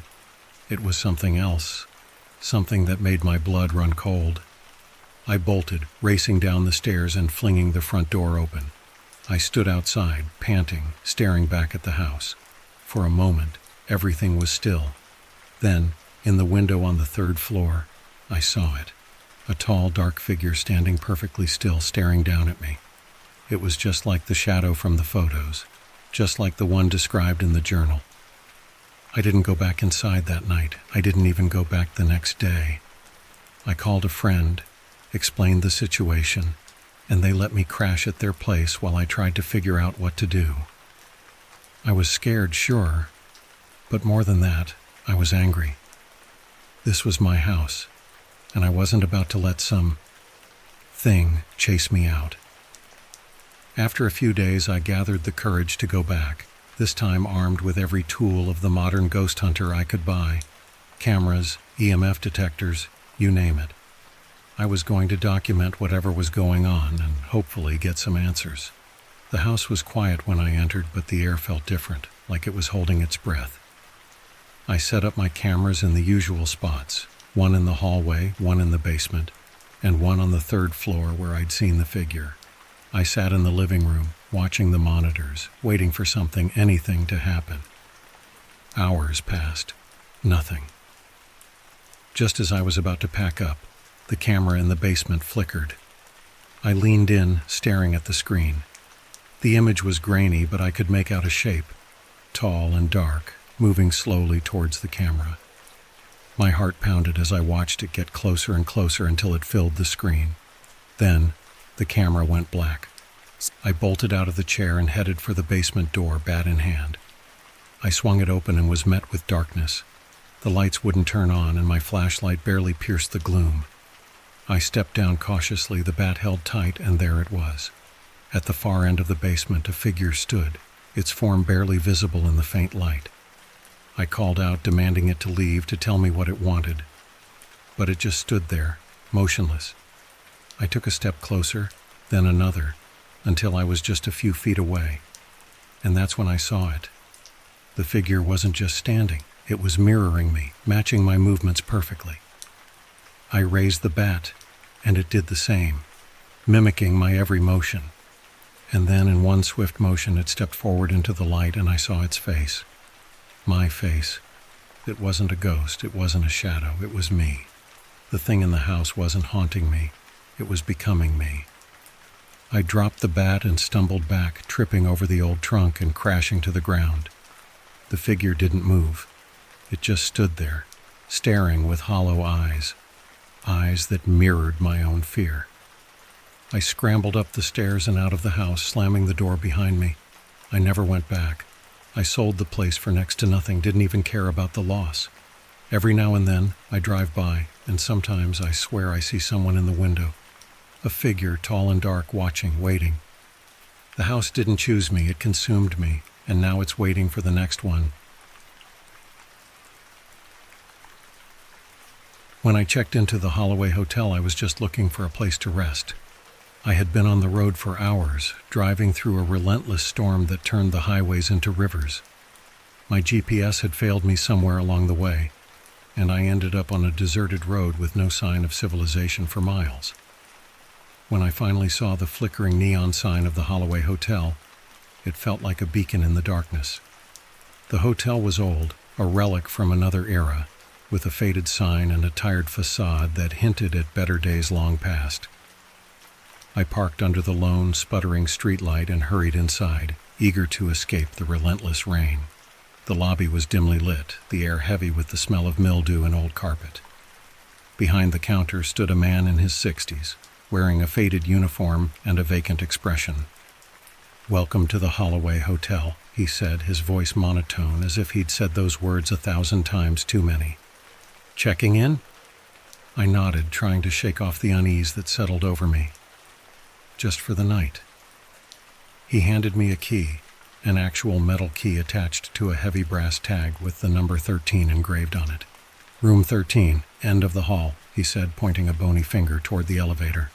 "No one else on that floor tonight. Should be quiet." I thanked him and made my way to the elevator. It was an old, creaky thing that groaned as it ascended, the light inside flickering as if struggling to stay on. When the doors opened on the 3rd floor, I stepped out into a long, narrow hallway lined with worn, faded wallpaper and dim, buzzing lights. It smelled faintly of damp and something else, something sweet and cloying, like old perfume. Room 13 was, as promised, at the very end of the hall. I unlocked the door and stepped inside, flicking on the light. The room was small and shabby, with outdated furniture and a threadbare carpet that had seen better days. A large window looked out over the parking lot, the rain tapping against the glass in a steady rhythm. I set my bag down and collapsed onto the bed, too exhausted to care about the peeling paint or the water stains on the ceiling. All I wanted was to sleep, to forget the long drive and the storm raging outside. But sleep didn't come easy. I lay there staring at the ceiling, listening to the wind howl through the cracks in the window frame. The room was cold, colder than it should have been. And no matter how many blankets I pulled over myself, I couldn't seem to get warm. I could hear the faint hum of the hotel's old heating system, struggling to keep up with the chill. Just as I was starting to drift off, I heard it, a faint rhythmic tapping. I opened my eyes and listened, straining to pinpoint the source. It was soft, almost imperceptible, like fingernails tapping against wood. I sat up, glancing around the room, but it seemed to come from everywhere and nowhere all at once. I got up and checked the window, but it was just the rain, still falling in a steady drizzle. I checked the door, making sure it was locked, and even looked under the bed, feeling foolish but needing to be sure. Satisfied that I was alone, I lay back down, pulling the blankets up to my chin. The tapping stopped, replaced by the muffled sounds of the storm outside. I closed my eyes, willing myself to relax, but then I heard it again, louder this time, more insistent. Tap, tap, tap. It was coming from the wall behind the bed, slow and deliberate, like someone tapping out a message in Morse code. I pressed my ear against the wall, trying to make sense of it, but it was just noise. No pattern, no rhythm, just random, unsettling taps. I tried to ignore it, turning on the TV to drown out the sound, but the old television only picked up static, the screen flickering with white noise. I turned it off, the tapping still echoing in my ears, and got back into bed, pulling the covers over my head like a child hiding from monsters. Hours passed. I must have drifted off at some point because I woke to darkness. The room was pitch black, the lamp by the bed no longer working. I fumbled for my phone, its screen casting a faint glow in the room. The clock read 3:13 a.m. I sat up, blinking in the darkness, and that's when I noticed it. The room was silent. No tapping, no hum of the heating system, not even the sound of the rain. Just an oppressive, suffocating silence. Then from the corner of my eye, I saw something move. I turned, my heart pounding, but there was nothing there, just the shadowy outline of the furniture against the dim glow of my phone. I told myself it was just my mind playing tricks, the remnants of a nightmare clinging to the edges of my consciousness. But then I heard it, a soft whisper so quiet I almost missed it. It was coming from the corner of the room, where the shadows were darkest. I squinted, trying to see through the gloom, and that's when I saw it, a figure barely visible standing in the corner watching me. It was tall and thin, its features obscured by the darkness. I couldn't see its face, but I could feel its gaze, cold and unblinking. I froze, unable to move or speak, my mind screaming at my body to do something, anything. But I just sat there, paralyzed by fear. The figure didn't move, it just stood there, its presence filling the room with an overwhelming sense of dread. I fumbled for the lamp, my fingers trembling as I flicked the switch, but the light didn't come on. I grabbed my phone, the screen casting a feeble glow, but it was enough to see that the corner was empty. The figure was gone. I bolted out of bed, grabbing my bag and rushing to the door. I fumbled with the lock, my hands shaking, and threw the door open, stumbling into the hallway. The lights flickered above me, casting erratic shadows that danced along the walls. I ran to the elevator, jabbing the button repeatedly until the doors creaked open. I stepped inside, punching the button for the lobby, and the elevator began its slow descent, groaning and rattling the entire way down. I kept glancing over my shoulder, half expecting to see that figure standing behind me, but I was alone. The elevator doors opened to the lobby and I hurried to the front desk, but it was empty. The old man was gone, and the lobby was as still and silent as the room I had just fled. I called out, my voice echoing off the walls, but no one answered. I left the key on the counter and rushed out into the rain, sprinting to my car. I drove through the storm, the wipers barely keeping up with the downpour, my hands gripping the wheel so tightly my knuckles turned white. When I finally got home, I tried to forget. I told myself it was just exhaustion, that the tapping was just old pipes, the figure just a trick of the shadows. But a week later, I found myself digging for answers. I called the Holloway Hotel, hoping to speak to the manager or anyone who could give me some explanation for what I'd experienced. The line rang and rang, but no one picked up. I tried again the next day and the day after that, but still no answer. Finally, I decided to do some digging online, searching for reviews or any mention of the hotel. That's when I found the article. The Holloway Hotel had been closed for over 10 years. It was condemned after a series of strange deaths and disappearances, including a fire that had gutted the third floor. Room 13, at the end of the hall, was where they found the last guest, a man who had checked in one stormy night and never checked out. The photos of the hotel in the article were unmistakable. The lobby, the front desk, the elevator, all of it matched exactly what I had seen. I stared at my screen, trying to make sense of it, but there was no denying it. I had stayed in a hotel that no longer existed. To this day, I can't explain what happened that night at the Holloway Hotel. I've never gone back, and I never will. But sometimes, late at night, I still hear that faint, rhythmic tapping, echoing from the walls of my own room. A reminder that some doors once opened can never truly be closed. It all started with a seemingly innocuous post I stumbled upon late one night. It was a vintage photograph of an old, decrepit mansion, accompanied by a cryptic caption, "The Whispering Gallery. Enter if you dare." The mansion in the photo was shrouded in mist, with a looming Gothic presence that seemed to draw you in. Being a connoisseur of creepy places, I couldn't resist. I quickly found out that the mansion was real, and located just a few hours from where I live. With my camera and recorder packed, I decided to check it out. When I arrived, the mansion was even more imposing than the photograph.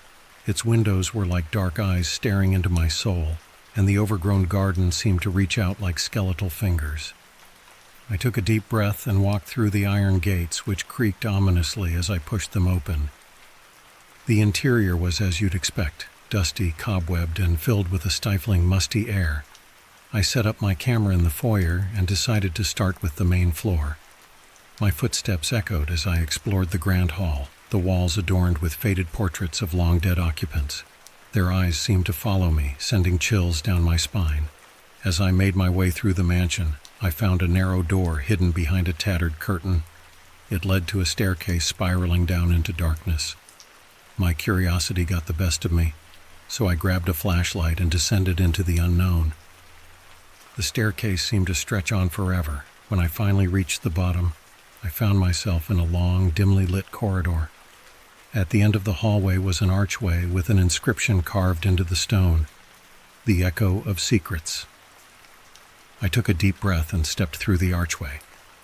To my surprise, I found a large, circular room with walls lined with old portraits. In the center of the room was an old-fashioned gallery, a circular platform surrounded by a railing. I set up my camera to capture the space and started recording. As I walked around, I noticed something odd. The portraits seemed to change expressions when viewed from different angles. At first, I thought it was a trick of the light, but it soon became clear that something more sinister was at play. I leaned in closer to one of the portraits, a woman with hollow eyes and a sorrowful expression.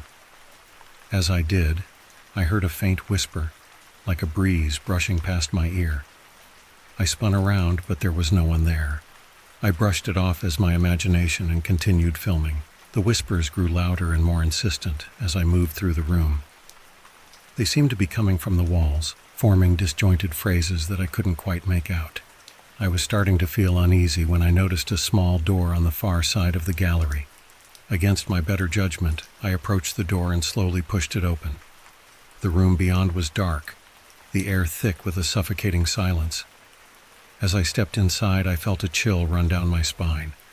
I switched on my flashlight, revealing a small chamber filled with strange, archaic symbols scrawled on the walls. In the center of the room stood a pedestal with an old leather-bound book resting on it. The book was covered in dust, but it seemed to beckon me. I hesitated for a moment, but eventually reached out and opened it. The pages were filled with strange writings and eerie illustrations. I flipped through them, trying to decipher their meaning, when I heard a loud thud behind me. I turned around to see the door slowly closing on its own. Panic set in. I rushed to the door, trying to force it open, but it was stuck. My heart raced as the whispers grew louder, now forming coherent sentences. "You shouldn't have come here," they seemed to say. "Now you're one of us." Desperate, I tried to pry the door open, but it wouldn't budge.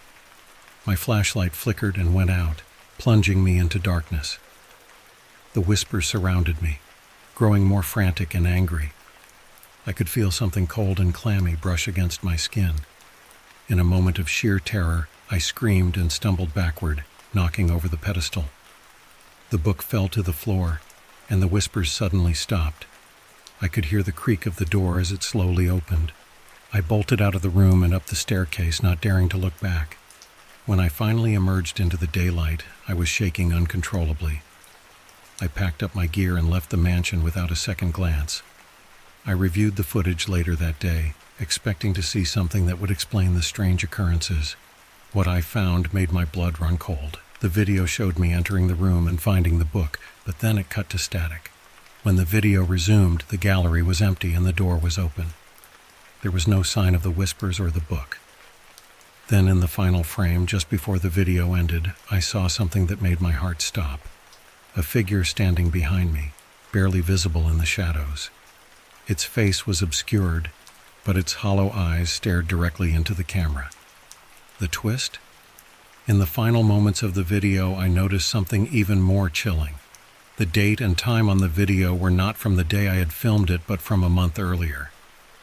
It seems that whatever was in that mansion had already known I would come, and now it seems it's found a new way to watch me. So there you have it, folks. The Whispering Gallery remains a mystery, and I'm left with more questions than answers. Thanks for joining me on this eerie journey. If you enjoyed this video, don't forget to like, comment, and subscribe. And remember, sometimes the things we chase can turn around and follow us instead. Stay safe out there. My name is Thomas Reed, and I've been the night security guard at Ashwood Cemetery for nearly a year. Nestled on the outskirts of town, the cemetery is known for its ancient oaks and elaborate gravestones, each telling stories of lives long past. However, it also has a reputation for being haunted. The townsfolk spoke of a guardian spirit who roamed the grounds, ensuring that the resting souls were protected and honored. I took the job, intrigued by the stories and hoping to uncover the truth behind the legend. The first few nights were quiet, filled only with the rustling of leaves and the distant hoot of owls. But as the nights grew longer and the air turned colder, I began to feel an unsettling presence. Shadows danced in the moonlight, and I often caught glimpses of movement out of the corner of my eye. One particularly foggy night, the air was thick with mist, and the moon hung low in the sky. I was making my rounds, flashlight in hand, when I heard it, a soft, melodic humming echoing through the gravestones. My heart raced as I followed the sound, weaving between the rows of tombstones until I reached a clearing in the center of the cemetery. To my amazement, I found a figure standing before a large, ornate gravestone. She was dressed in a flowing white gown, her hair cascading around her shoulders like a veil. The gentle glow of moonlight illuminated her features, revealing a serene expression. It was as if she belonged to another time. "Who are you?" I called out, my voice trembling. The figure turned slowly, her eyes sparkling like stars. "I am Ilara, the guardian of Ashwood Cemetery," she said, her voice soft and soothing. "I watch over the souls who rest here, ensuring that they are remembered and honored." "I've heard stories about you," I replied, stepping closer, curiosity overwhelming my initial fear. "But why are you here?" She sighed, her gaze drifting to the gravestone before her.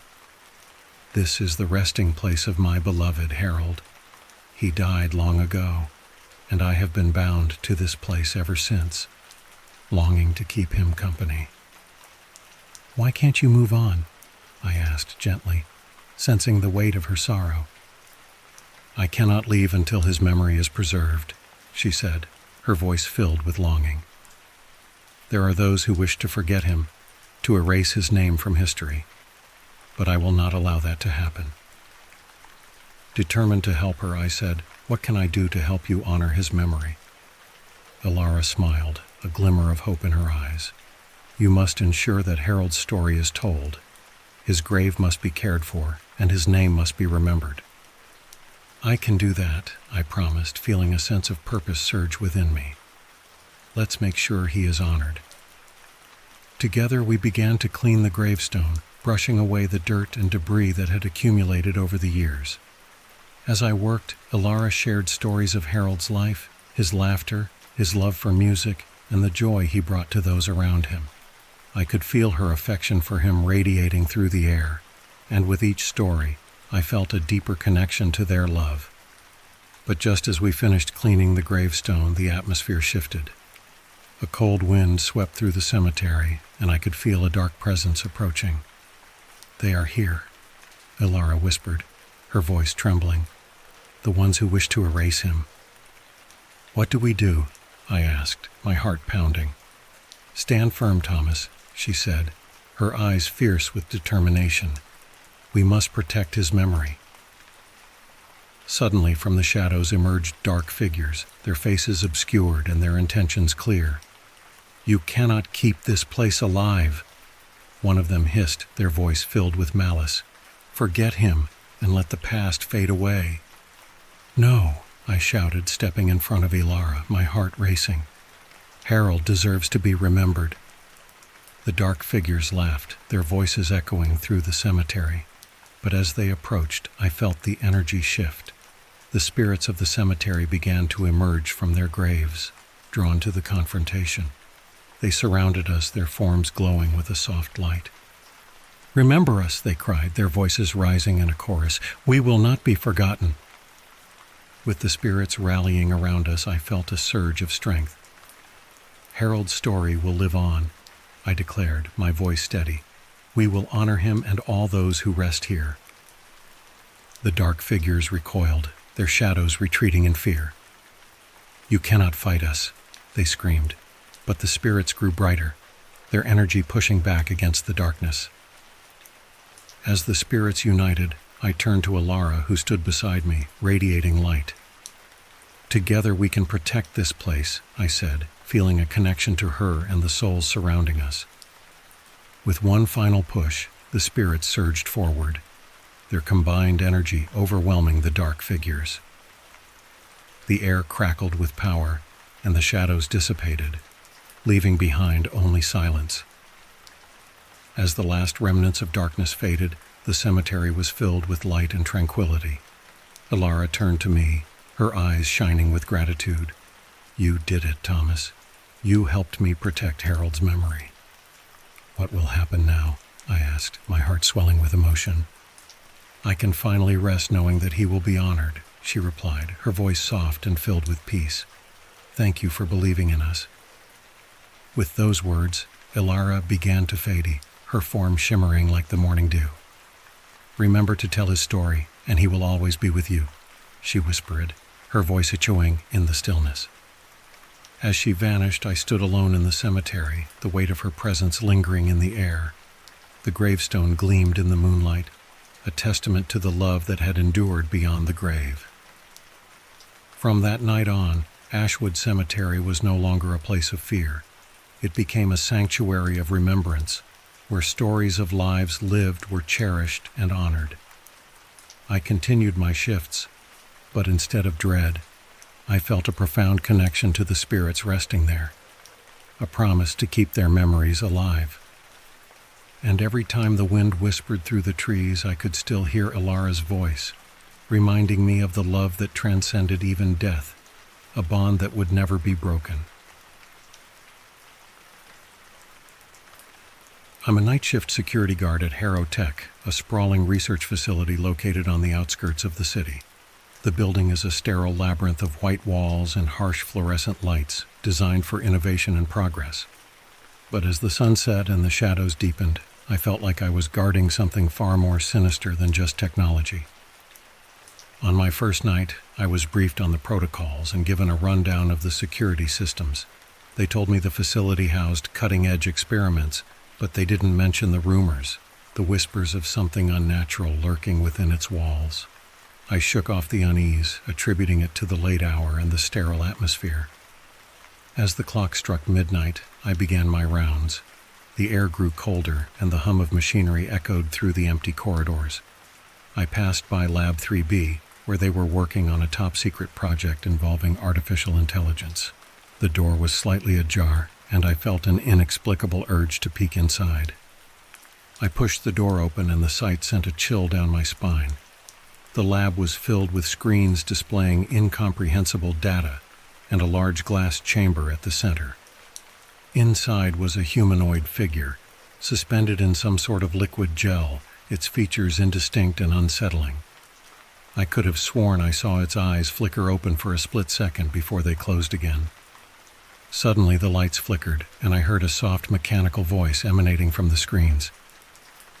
"Mia, help. Me." My heart raced. It knew my name. I stumbled back, but my curiosity pulled me closer. "What do you need?" I whispered, half expecting a response. "Free me," it said, the voice growing fainter.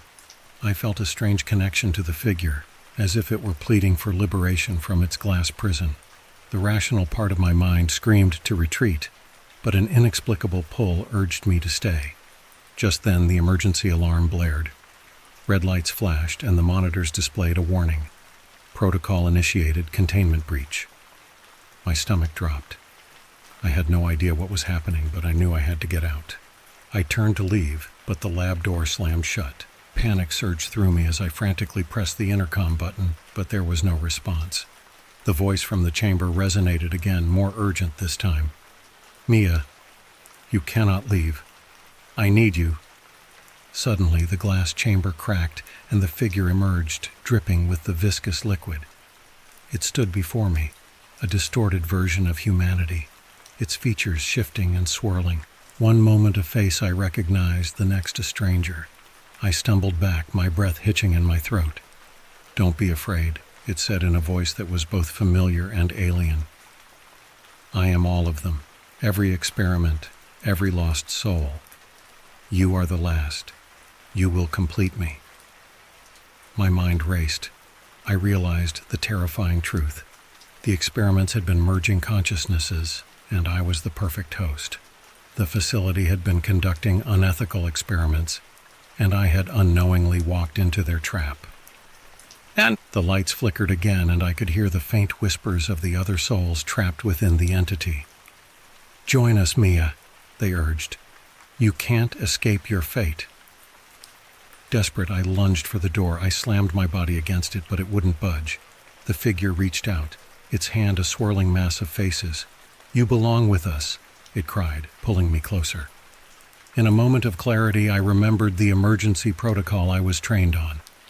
I reached for my radio, desperately pressing the distress button. "Help! I'm trapped!" The lights flickered once more, and the figure recoiled. "No, you can't call for them!" it screamed, the voices merging into a cacophony of despair. Suddenly, the door burst open, and the head of security rushed in, followed by a team of armed guards. They aimed their weapons at the creature, and I felt a surge of hope. "Get away from her!" he shouted, and without hesitation they opened fire. The creature wailed, a sound that echoed through the lab, and in an instant it dissipated into a cloud of darkness, leaving behind only the glass chamber. I collapsed to the floor, gasping for breath as the guards rushed to my side. "Mia, are you okay?" the security chief asked, concern etched on his face. I nodded, still shaken but grateful to be free. "What was that thing?" He looked at the shattered glass chamber, his expression hardening. "Just an experiment gone wrong. We need to seal this facility and erase all evidence of what happened here." As they escorted me out of the lab, I felt a lingering unease. I had escaped, but the whispers of the souls echoed in my mind. I was free from the creature, but as I glanced back at the lab, I couldn't shake the feeling that something had followed me out. The last shift at Harrowtech was over, but the nightmares had only just begun. "It's Jamie here. Buckle up because I've got a spine-chilling story for you tonight. It's about my last night as a security guard at an old industrial warehouse that's been closed for years. Let me tell you, this place had a reputation for being haunted, but I thought I could handle it. I was wrong. Here's what happened. I was finishing up my shift at the old Marston Industrial Complex, a sprawling, decrepit warehouse that had been abandoned for as long as anyone could remember. The complex had a dark history involving disappearances and strange accidents, but I had always brushed off the stories as exaggerations. That was until tonight. The place was as eerie as it always was, silent, save for the occasional groan of the aging buildings settling in the wind. I was used to the creaks and groans of old metal and concrete, but tonight, something felt off.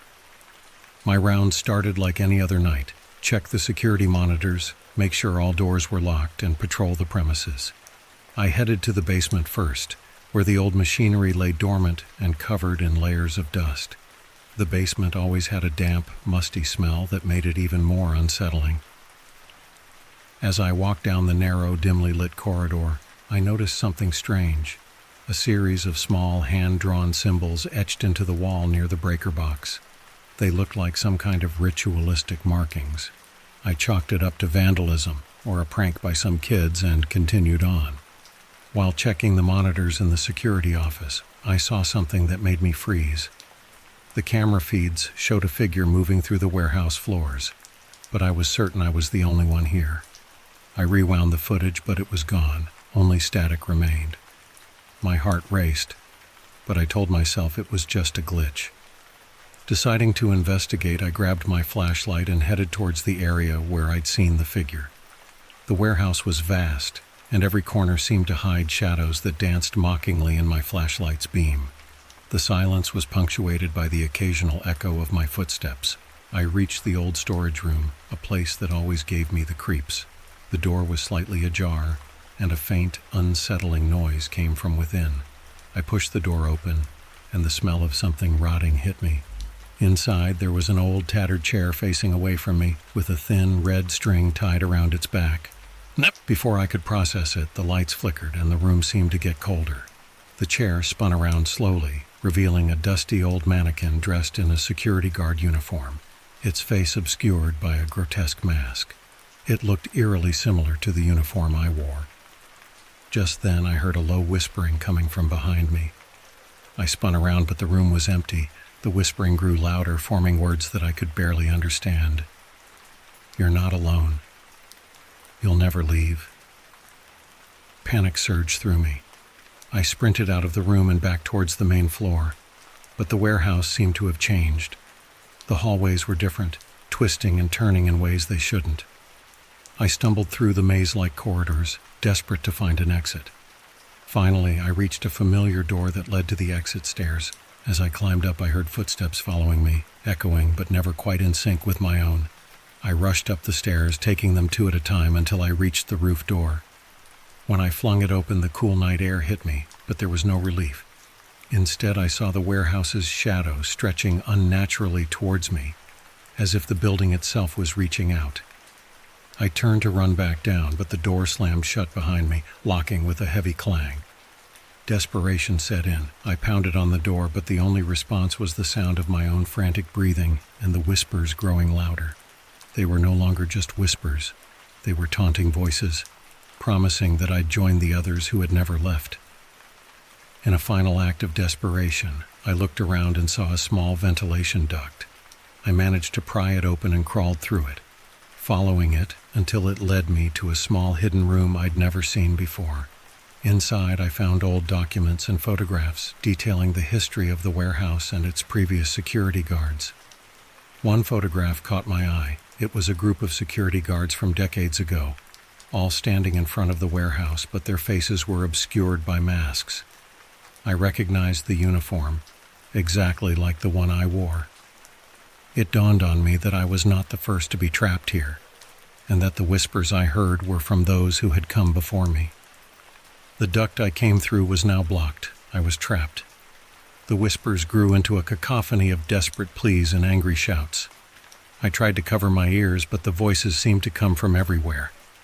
The last thing I remember was the overwhelming sense of dread as the voices grew louder and the walls of the small room seemed to close in on me. Then, everything went silent. I woke up outside the warehouse at dawn, like I had been pulled from the building. I found myself in a daze, the sun shining too brightly, almost as if to mock me. The warehouse was now completely sealed off, with new security measures in place. I don't know how I got out, but I'm no longer a guard there. They said I was found wandering the streets, disoriented. The worst part is that I found a photograph in my pocket. It was of the warehouse, but the faces of the guards were obscured by masks, just like mine. If you're out there considering working at an old abandoned place with a dark history, think twice. Sometimes the stories are true, and sometimes the only way out is to never know the truth. Remember, stay away from old buildings with dark pasts. You never know what might be waiting inside. It was last summer when I decided to visit the old Weston Asylum, a place infamous for its dark past. The asylum had been closed for decades after a series of gruesome experiments and inexplicable disappearances. It was a hot topic in the local legend circles, so I figured it was the perfect subject for my next video. I arrived just before dusk, with my camera and flashlight in tow. The asylum loomed in the twilight, its broken windows and crumbling facade giving off an unsettling vibe. I parked my car a good distance away, not wanting to draw too much attention. The front entrance was boarded up, but I managed to find a side door that had been pried open. The interior was exactly as you'd expect from a place abandoned for so long: peeling paint, shattered glass, and a smell that was a mix of mildew and decay. I set up my camera and started exploring. The main hall was lined with rusting hospital beds and broken furniture, casting long shadows in the dim light of my flashlight. The atmosphere was heavy, almost oppressive, as if the very walls were holding their breath. As I moved deeper into the asylum, I noticed a narrow stairway leading down into the basement. I hesitated for a moment, but curiosity got the better of me. I made my way down the stairs, my flashlight barely piercing the darkness. The basement was a labyrinth of corridors and rooms, all in varying states of ruin. I was filming everything, narrating about the asylum's history and my impressions. As I rounded a corner, I found a large metal door with a faded sign that read, "Isolation Ward." My heart raced with a mix of excitement and apprehension. I pushed the door open, and it creaked loudly, revealing a long corridor lined with small barred cells. The cells were empty, save for some broken restraints and old, rotting mattresses.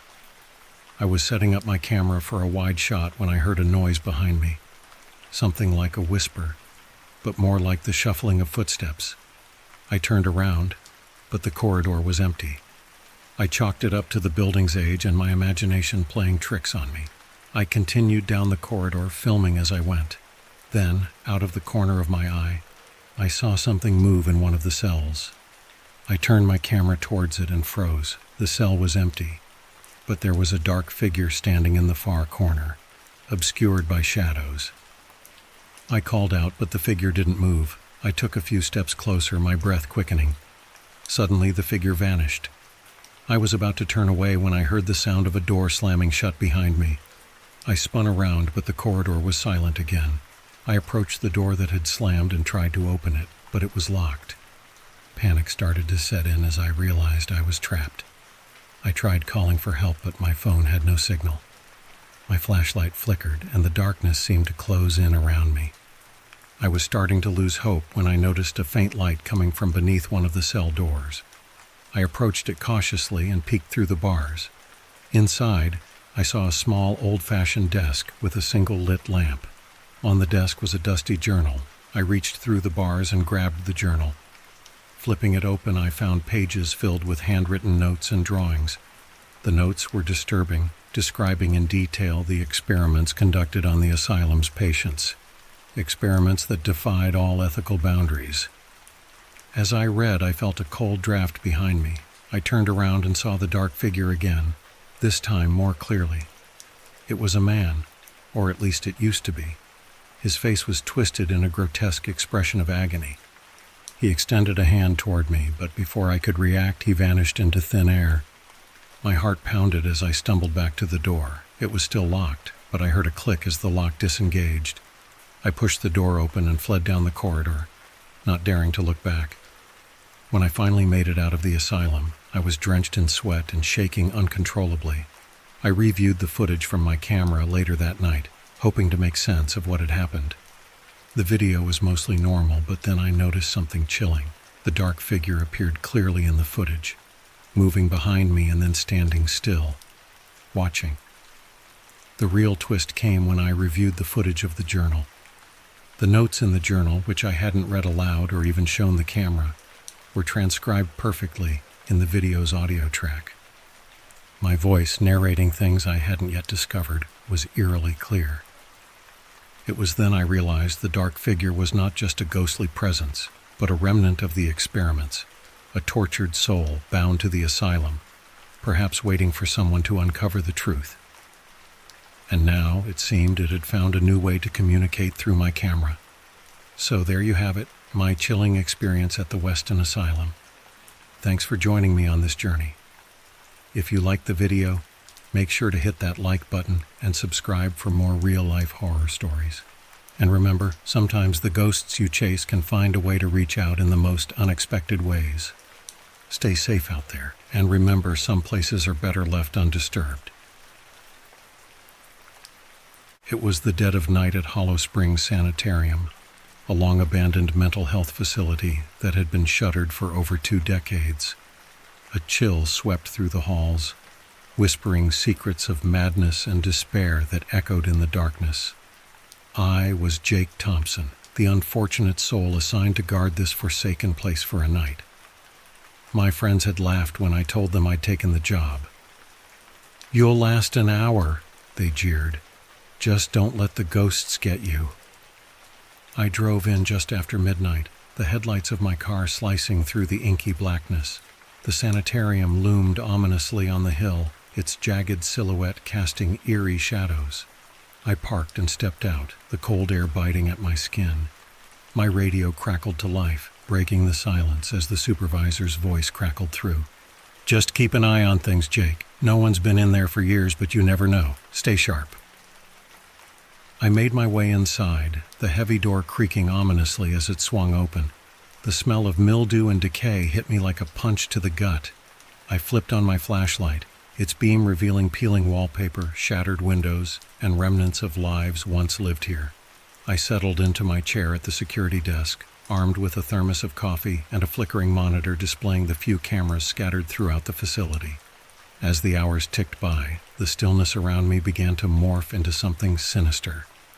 I kept hearing faint whispers, like the rustling of fabric or hushed conversations just out of reach. I chalked it up to the wind playing tricks on my mind. I was alone, after all, in a place steeped in tragedy and horror. Around 2 a.m., my eyes flickered to one of the screens. A figure passed through the frame, a shadow darting past one of the broken windows on the second floor. My heart raced. I grabbed the radio. "Hey, did anyone else get in? I think I just saw someone upstairs." No response. I got up, my flashlight trembling in my grip. I climbed the creaking staircase, each step echoing through the empty halls. The air grew colder and the whispers intensified, swirling around me like a storm. I reached the second floor, the beam of my flashlight dancing along the walls, revealing grotesque images drawn in faded red paint, disturbing faces, twisted smiles, and anguished screams. Then I heard it, a soft melodic humming. It was coming from the end of the hallway, just beyond the door labeled Room 217. My mind screamed for me to turn back, but curiosity pulled me closer. I reached for the doorknob, hesitating just for a moment before pushing it open. The room was dark, save for a sliver of moonlight that illuminated a single figure sitting on the floor, their back to me. The humming stopped abruptly. "Who's there?" I called, my voice echoing in the stillness. Silence. I stepped further into the room, the door creaking ominously behind me. The figure slowly turned, my breath caught in my throat. It was a woman, gaunt and pale, her wild hair framing a face twisted in a grotesque smile. "I've been waiting for you, Jake," she said, her voice a haunting whisper. Who are you?" I stammered, backing away, but the door slammed shut behind me. I was trapped. "I'm your past," she replied, her eyes glinting with a terrifying familiarity. "You don't remember me? We had so much fun together." Panic surged through me as fragments of memories I had buried deep began to surface. She was an old friend from high school, someone I hadn't thought about in years. We had lost touch after the incident, after she had been committed here, after the whispers had started. "Why are you here?" I demanded, my voice shaky. "To remind you," she said, her smile widening. "You abandoned me, Jake. You let me suffer alone. But now, you'll join me. We can play forever." In that moment, I understood the horror of this place. It wasn't just the remnants of madness. It was a trap, a purgatory for those who had forgotten. The whispers grew louder, filling my head with accusations and guilt. The walls seemed to close in around me, the air thickening with despair.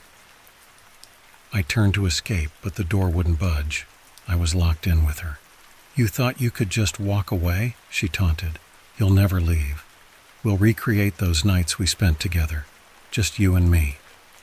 As the darkness enveloped me, I realized I had become just another soul lost in Hollow Springs, another whisper in the wind, waiting for the next unsuspecting guard to come. But maybe, just maybe, I had already been here for years, trapped in an endless cycle of my own making. And as I stared into her eyes, I understood. I wasn't the one guarding the sanitarium. I was the one being guarded by someone else's madness. My name is Jason Lewis, and I've been a security guard at the old Oak Ridge Hospital for nearly a year. The hospital, abandoned for over a decade, is notorious in our town. Locals share stories of strange occurrences, ghostly figures, and eerie sounds echoing through the crumbling halls. I took the job for the paycheck, but as the months rolled by, I learned that some legends hold a kernel of truth. It was a chilly October night, the air crisp and heavy with the scent of damp leaves. As the clock struck midnight, I began my patrol through the hospital's long, dark hallways. My flashlight beam danced across the peeling paint and broken tiles, illuminating faded murals of happier times. The silence was oppressive, broken only by the distant sound of dripping water, like a slow, rhythmic heartbeat. As I walked past the old emergency room, I noticed something odd, a flickering light coming from inside. I hesitated, feeling a knot tighten in my stomach. I called out, "Hello? Is anyone there?" My voice echoed back to me, swallowed by the darkness. No response. Curiosity got the better of me, and I cautiously stepped inside. The light flickered overhead, illuminating a row of empty beds. Then, I noticed a figure at the far end of the room, a tall, shadowy silhouette standing by the window. My heart raced. I blinked and it vanished. I told myself it was just my imagination, a trick of the light or the remnants of an overactive mind. Continuing my rounds, I couldn't shake the feeling that I was being watched. Every creak of the building seemed to whisper my name. I reached the basement level, where the air was colder, and a sense of dread hung in the air like a thick fog. I had heard stories about the basement, how patients had been confined there during the hospital's darkest days, and how some never left. As I rounded the corner, the lights flickered again, plunging me into darkness for a moment. I fumbled for my flashlight, and when the beam returned, I was met with the sight of a small girl standing at the end of the hall. She looked to be about 8, with long tangled hair and a white dress that hung on her frail frame. My breath caught in my throat. "Help me," she whispered, her voice barely above a whisper, sending chills down my spine. "Where are your parents?" I asked, trying to remain calm. "You shouldn't be here." The girl pointed down the hallway, her eyes wide and pleading. I hesitated, feeling an overwhelming urge to help her. I approached slowly, but as I drew closer, she began to back away. "No, don't come closer," she shrieked, her voice echoing off the walls. Suddenly, the overhead lights flickered violently, and the temperature dropped even further. I felt a presence behind me, heavy and suffocating. I turned to find another figure, a man, gaunt and pale, with eyes that seemed to absorb the light around him. He stood just a few feet away, watching me with an expression that sent a wave of terror coursing through me. "Leave her alone," he growled, his voice low and threatening. I stumbled back, my heart racing. The girl cried out, "He's coming!" In that instant, I felt an overwhelming compulsion to run. I didn't look back. I bolted down the hallway, my footsteps echoing loudly in the silence. I raced up the stairs, my mind racing with fear. I could hear the sound of footsteps behind me, following closely, and I pushed myself harder. I burst through the entrance doors of the hospital, gasping for fresh air. The cool night air hit me like a wave, and I staggered into the parking lot, adrenaline coursing through my veins. I turned to look back at the hospital, heart pounding, but the darkness loomed silently, as if nothing had happened. I reported the incident to my supervisor, but he just shook his head, dismissing my experience as exhaustion or a trick of the mind. "You're working too many hours, Jason. This place gets to everyone eventually," he said. But I knew what I had seen. I had escaped the hospital that night, but the image of the girl and the man haunted me. I quit my job a few days later, deciding that no paycheck was worth the terror I had faced. Months later, I learned that the hospital was set to be demolished. I felt a strange sense of relief, but as the wrecking crew began their work, I couldn't shake the feeling that the ghosts of Oak Ridge Hospital would never truly leave. As I walked past the site, I glanced back one last time. I swear I saw the shadow of a small girl standing among the rubble, looking for a way out. And for a brief moment, I felt a pang of sadness for the souls still trapped within those walls, waiting for someone to help them escape. I've been a security guard at the old Millstone Asylum for nearly a year, but tonight felt different. The moon hung low and full, casting an eerie glow through the broken windows of the abandoned building. I glanced at my watch, just past midnight. A typical night, or so I thought. The asylum was known for its dark history. Built in the 1920s, it had housed thousands of patients, many of whom had been subjected to unethical treatments. The rumors of hauntings and strange occurrences were as old as the building itself. I never put much stock in ghost stories. After all, I was here to keep the place secure. My radio crackled to life. Nothing out of the ordinary on the west side. Keep an eye on the east wing. It was my partner, Dave. His voice was tinged with static, but his calm demeanor was a stark contrast to the atmosphere in the asylum. I took the elevator to the second floor and started my patrol. The place was a maze of decaying rooms and flickering lights. I stopped by the old common room where a lone broken chair sat in the middle of the floor. A draft swept through, causing the chair to creak slightly, and for a moment, I thought I saw a shadow moving just beyond the periphery of my vision. I shook it off. Old buildings have a way of playing tricks on your mind. Moving on, I approached the east wing. The air was colder here, almost biting. The radio crackled again, this time with a sense of urgency. "We've got a situation. Check the records room." The records room was at the end of a long, dimly lit corridor. The fluorescent lights overhead flickered sporadically, adding to the sense of foreboding. I approached the door, which was slightly ajar, and pushed it open. The room was a mess, files scattered everywhere as if someone had torn through them in a frenzy. I scanned the room, trying to make sense of the chaos. That's when I saw it, a file folder on the floor, open. The name on the file was Eleanor Winters. I knew the name. She was one of the most infamous patients in the asylum's history. Her story was that of a tragic, yet grotesque end. She had disappeared under mysterious circumstances. A cold draft swept through the room and I shivered. I picked up the folder and began to sift through the papers. There were photographs of Eleanor. Her eyes were wild and unseeing, her expression one of fear and confusion. As I examined them, a sudden noise behind me made me spin around. It was just a rat scurrying across the floor, but the tension in the air was palpable. I decided to check the security monitors in the control room. The cameras were supposed to be active, but as I glanced at the screens, I noticed something strange. In the footage from the east wing, I saw a figure, a silhouette, moving down the hallway, disappearing into the shadows. I felt a chill run down my spine. I was alone here, or so I thought. Suddenly, the lights flickered and went out, plunging the entire east wing into darkness. I fumbled for my flashlight, but the beam was weak and unreliable. I headed back toward the corridor, my heart racing. The silence was oppressive, broken only by the distant sound of dripping water. I reached the end of the hallway, where the lights flickered back on for a brief moment. That's when I saw her, Eleanor Winters, standing at the end of the corridor.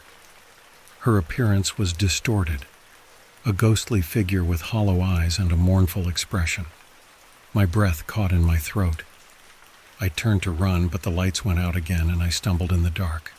When the lights flickered back on, Eleanor was gone. I checked the security footage. There was no sign of her.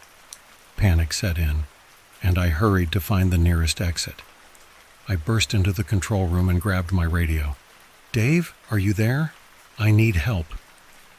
The radio crackled and a voice responded, but it wasn't Dave's. It was a cold, detached voice that sent shivers down my spine. "Eleanor Winters was never meant to leave." The voice echoed through the control room, and I turned to see the figure of Eleanor standing behind me, her eyes empty and hollow. I stumbled backward, my mind racing. The figure moved closer, and I could feel the chill of her presence. Just as I thought I was about to meet my end, the figure vanished. The lights flickered back on, and Dave's voice came through the radio once more. "What's going on? I'm coming to find you." I didn't wait for him. I ran out of the control room and headed for the main entrance. As I neared the door, I saw Dave standing there, his face pale and expressionless. "Dave!" I shouted, but he didn't respond. It wasn't until I was outside in the safety of the night air that I finally felt a sense of relief. But as I looked back at the asylum, I noticed something chilling. Dave's car was still parked in the lot, and the lights inside were all on. The radio crackled once more with a message. "You've unlocked the door, but now it's time to face the truth." I turned to see Eleanor's figure in the shadows, watching me with those hollow eyes. The twist was clear. The asylum wasn't just a place of horrors, it was a trap. And now, I had become part of its dark legacy. The last shift was over, but for me, the nightmare had only just begun. It all began last autumn when I decided to explore the old mill on the outskirts of town. The mill had been abandoned for over a century, its history marred by rumors of ghostly apparitions and eerie happenings. I'd heard countless stories about it, but it was time to see for myself. With my camera and recording gear packed, I headed out on a crisp October evening. The sun was setting when I arrived, casting long shadows over the derelict structure. The mill looked even more foreboding up close. Its once grand facade was now crumbling, with broken windows and a sagging roof. I found a way inside, through a side entrance that had been pried open. The interior was a maze of rotting wood and rusted machinery. I set up my camera and started filming. The place was as desolate as I expected, filled with the remnants of a bygone era. As I walked through the large, empty rooms, I noticed strange sounds, creaks, whispers, and the occasional clattering of metal. I dismissed them as the sounds of the building settling. I ventured into the basement, where the air was thick and heavy. The basement was a labyrinth of narrow passageways and old storage rooms. I kept my flashlight trained on the floor, careful not to trip over debris. I was narrating my exploration when I saw something strange. A faint light flickering at the end of a dark hallway. Curious, I made my way towards it. The light appeared to be coming from a small room at the end of the corridor. I pushed open the door, revealing a dusty old office filled with faded papers and broken furniture. But what caught my eye was an old ledger on a desk, its cover embossed with gold lettering, Mill Records. I carefully opened the ledger and began flipping through the pages. The records were filled with details about the mill's operations, but one entry caught my attention. It was dated October 31st, 1901, and described a tragic accident. A worker had fallen into the machinery and been killed. The entry mentioned that the worker's name was Thomas, and that his body was never recovered. As I read, I heard a faint rustling sound behind me. I turned around, but the room was empty. I shrugged it off and continued examining the ledger. That's when I saw it, a shadow moving in the corner of my eye. I glanced up and saw a figure standing in the doorway. It was a man in old-fashioned work clothes, his face pale and expressionless. I froze, staring at the apparition. The figure seemed to be looking at me with a mix of sadness and anger. I raised my camera, but the figure vanished before I could take a photo. My heart raced as I scanned the room, trying to make sense of what I'd just seen. I decided it was time to leave, but as I turned to go, I noticed something chilling. The door I had come through was now firmly shut. I tried to open it, but it wouldn't budge. Panic set in as I realized I was trapped. I could hear the faint sound of machinery starting up, even though the equipment was long abandoned. Desperate, I looked around for another way out. The office had a small window near the ceiling.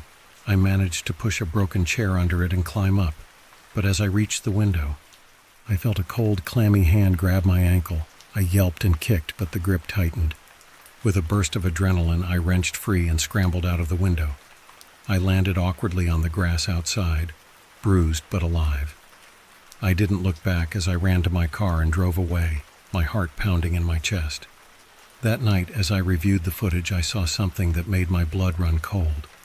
In the video, the ledger entry about Thomas was visible, but the shadowy figure was also caught on camera, standing silently behind me as I read the ledger.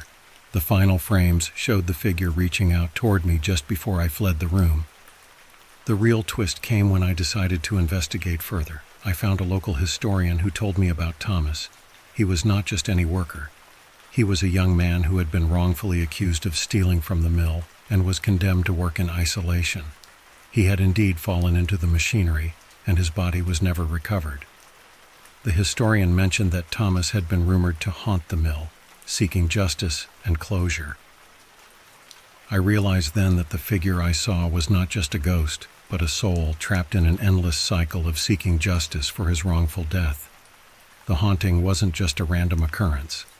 It was a plea for acknowledgement and peace. So there you have it, folks, my terrifying encounter with the ghost of the old mill. Thanks for watching, and if you enjoyed the video, don't forget to like, comment, and subscribe for more true ghost stories. And remember, some spirits are not just lost, they're waiting for their stories to be told. I've always been a skeptic. My name is Emily Carter, and I work as a security guard at Greenwood Park, a sprawling natural reserve nestled deep within the woods. I took this night shift job to pay the bills, and frankly, I thought it would be a breeze. Just me, a flashlight, and the rustling of leaves. But that was before I learned about the stories. I arrived at the park just as dusk settled, the sun disappearing behind the thick canopy of trees. The atmosphere was serene at first, the chirping of crickets and the distant hoot of an owl creating a peaceful symphony. I parked my car near the ranger station, grabbed my flashlight, and settled in for my shift. The first few hours passed uneventfully. I patrolled the trails, peeking into the shadows, half listening to the whispers of the night. Around 11 p.m., I decided to take a break at the station. That's when I overheard something on the radio, a transmission from a fellow guard who had worked the previous shift. "Stay alert, Emily. They say the Watcher is out tonight," he warned, his voice low and serious. "The Watcher?" I scoffed, rolling my eyes. "You can't be serious." "Just watch yourself," he replied, and then he was gone. I shrugged it off, attributing it to overactive imaginations and local folklore. But as I sat alone in the dim light of the station, the stories began to creep into the back of my mind. According to local legend, the Watcher was a figure said to lurk in the woods, an entity that preyed on the vulnerable. Some claimed it was the spirit of a ranger who had gone mad, while others believed it was something far more sinister. I chuckled to myself, dismissing it as a campfire tale meant to scare kids. I decided to take another patrol, my flashlight cutting through the darkness. The trees loomed like ancient guardians, their branches swaying gently in the wind. Suddenly, I heard a rustling sound behind me. I spun around, the beam of my flashlight illuminating nothing but the underbrush. "Just an animal," I muttered, trying to calm my nerves. But the feeling of being watched lingered. My instincts prickled and I quickened my pace. I reached a clearing and the moonlight spilled across the ground, illuminating the area.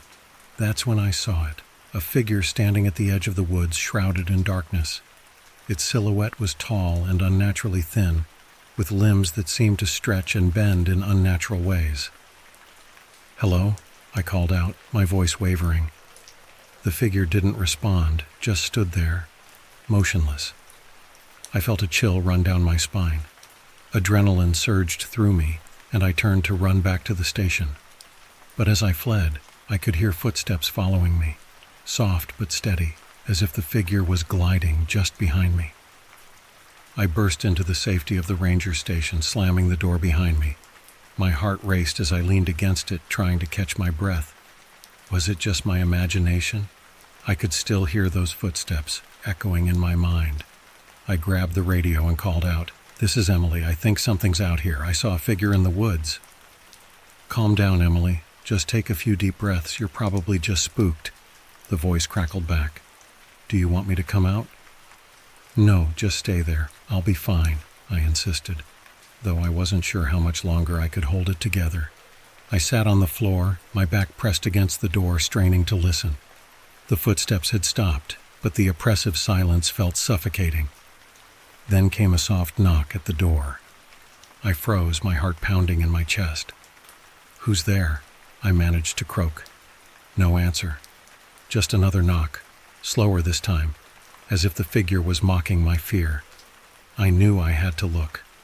I forced myself to stand, taking a deep breath as I crept toward the window. I peeked outside, and what I saw made my blood run cold. The figure stood right outside, its face obscured by shadows, but I could see its eyes, empty voids staring directly at me. Panic surged within me, and I stumbled back, nearly tripping over the old wooden desk. I grabbed the radio again. "It's right outside. Send help." "No one can come out until morning. Just wait it out, Emily. You're safe inside," the voice replied, but I could hear the tension in it. They were just as scared as I was. I looked at the door, the soft knocks turning into a gentle scratching sound. It was trying to get in. I backed away, my mind racing. What could I do? I had to defend myself. I remembered the old baseball bat leaning against the wall. I grabbed it, gripping it tightly, and positioned myself near the door. The scratching grew louder, more frantic. I felt like I was losing my mind. Suddenly, the door rattled violently, and I swung the bat at it, adrenaline coursing through my veins. But that only seemed to excite it further. Just then, the radio crackled back to life. "Emily, listen to me." But the voice was drowned out by a horrible screech that filled the air, reverberating through the station. I covered my ears, but the sound pierced through me, making my head throb. The door splintered, and I knew I had seconds left. In one desperate move, I swung the bat again, just as the door burst open. The figure stood there, towering over me, its mouth twisted into a ghastly grin. But instead of attacking, it simply stared, its eyes boring into mine. And then I understood I wasn't the first guard to have faced the Watcher. I was just another casualty of this cursed place, another soul trapped in the woods. The figure was me, or rather the part of me that had succumbed to the fear. It was the darkness within, waiting to claim me. As the moonlight flickered, I felt the life drain from me, and within moments I was standing beside it, watching my own body crumble to the floor. I turned to the woods, and the trees whispered in harmony, welcoming me into their embrace. I was now the Watcher, waiting for the next lost soul to wander into the night. My name is Sarah Mitchell, and I work as a night security guard for the Hollow Creek Community Center. Nestled on the outskirts of town, the building once thrived with laughter and activity, hosting after-school programs, community events, and gatherings. But when the new sports complex opened downtown, the center fell into disrepair, and now it sat like a ghostly shell, echoing the memories of happier times. I took the job after losing my corporate position. It was a paycheck, and I figured I could handle the solitude. I was used to working late hours, but the first night I spent there felt different. I arrived just before sunset, the sky painted in deep oranges and purples, and as darkness enveloped the center, a chill settled in the air. The first few hours were uneventful. I walked the empty halls, checking the gymnasium, the kitchen, and the old library. The creaks of the building seemed to resonate, but I chalked it up to its age. I settled into my small office, a makeshift command center filled with old security monitors and a desk lamp that flickered ominously. Around midnight, I was sipping my lukewarm coffee when I heard it, a soft sound coming from the gym. It was faint, almost like the echo of laughter. I frowned, convinced that I was imagining things. Gathering my courage, I grabbed my flashlight and made my way down the long corridor to the gym. As I stepped inside, the sound stopped abruptly, replaced by an unsettling silence. The gym was dark, the moonlight filtering through the tall windows, casting eerie shadows across the floor. I shone my flashlight around, illuminating the rows of empty bleachers. "Hello," I called out, my voice echoing back at me. No answer. Just as I was about to turn back, I caught a glimpse of movement in the corner of my eye. I swung the flashlight toward it, but there was nothing there. I shook my head, dismissing it as nerves, and turned to leave, but the door slammed shut behind me with a force that sent a jolt of fear through me. "Okay, this isn't funny," I said, my heart racing. I pushed against the door, but it wouldn't budge. Panic surged as I felt the temperature drop around me. I could see my breath in the air, and for a moment I felt a presence, a weight in the room, something watching me. Then I heard it again, the laughter, but this time it was louder, echoing off the walls, mingling with the sound of faint footsteps. I turned back toward the gym floor, and there, illuminated by the moonlight, stood a group of children. They were dressed in old-fashioned clothes, their faces bright with joy, as if they were playing a game. "Come play with us," one of them called, a girl with braided pigtails and a wide smile. I was frozen, rooted in fear. "What are you doing here?" I managed to stammer, my voice trembling. "Don't you want to join us?" the girl asked, her eyes sparkling with mischief. Before I could respond, the laughter grew more frantic, echoing through the gym. Suddenly I realized these children were not just playing. They were trapped, their laughter tinged with a sorrow that twisted my heart. I could see it in their eyes. They were lost, stuck in some sort of time loop. "Why are you here?" I shouted, desperate to understand. The girl's expression shifted, her smile fading. "We were playing when the storm came," she said, her voice now a whisper. "We never got to go home." A wave of sadness washed over me. I felt their pain, their longing for freedom. I stepped closer, wanting to reach out, to help them. "How can I help you?" I pleaded. The laughter faded, and the children's faces turned somber. "You have to remember us," the girl said. "You have to tell our story." Just then the lights flickered back on and the door creaked open, releasing me from the grip of the gym. I stumbled back, blinking in disbelief as the children faded from view, their laughter lingering in the air like a haunting melody. I fled the gym, my heart racing, and I spent the rest of my shift on high alert. When dawn broke, I hurried home, my mind racing with the events of the night. I knew I had to do something to honor those lost souls. Over the next few weeks, I researched the community center's history and discovered that a tragic storm had hit the town years ago, claiming the lives of several children during an after-school event. They had never been forgotten, but their story had faded over time. With the help of the local historical society, I organized a community event to commemorate the children of Hollow Creek. We shared their stories, and I spoke of the laughter that echoed in the gym, bringing the community together to remember those lost. That night, as I stood in the gym surrounded by people sharing memories and stories, I felt a warmth envelop me. It was as if the children were there with us, their laughter filling the room once more, no longer trapped in the shadows. From that day on, the Hollow Creek Community Center became a place of healing, a reminder of the past, and a space where the echoes of laughter could be heard, not as whispers of sorrow, but as a celebration of life. And I knew, deep down, that I had finally helped them find their way home. It was another quiet night on my security guard shift. I patrolled the dimly lit corridors of the old office building, my footsteps echoing eerily against the empty walls. The shadows seemed to shift and dance around me, making the hairs on the back of my neck stand on end. As I rounded the corner towards the main lobby, I froze. There, in the center of the room, stood a tall, shadowy figure. My heart pounded in my chest as I fumbled for my flashlight, the beam cutting through the darkness to illuminate the intruder. What I saw made my blood run cold. It was a man, but his features were twisted and distorted, his eyes sunken and dark. He turned to face me, a malicious grin spreading across his face. Well, if it isn't the security guard," he rasped, his voice sending shivers down my spine. "I've been waiting for you." I gripped my baton tightly, my palms sweating. Who are you? What are you doing here?" The man let out a chilling laugh. "I'm here for what's mine, and I'm not leaving without it." He lunged at me, his movements unnaturally fast and fluid. I swung my baton, but he easily dodged it, grabbing me by the throat and slamming me against the wall. I gasped for air, my vision blurring. "Where is it?" he hissed, his grip tightening. "Tell me where it is or I'll rip it from your lifeless body." I struggled to speak, to plead for my life, but the words wouldn't come.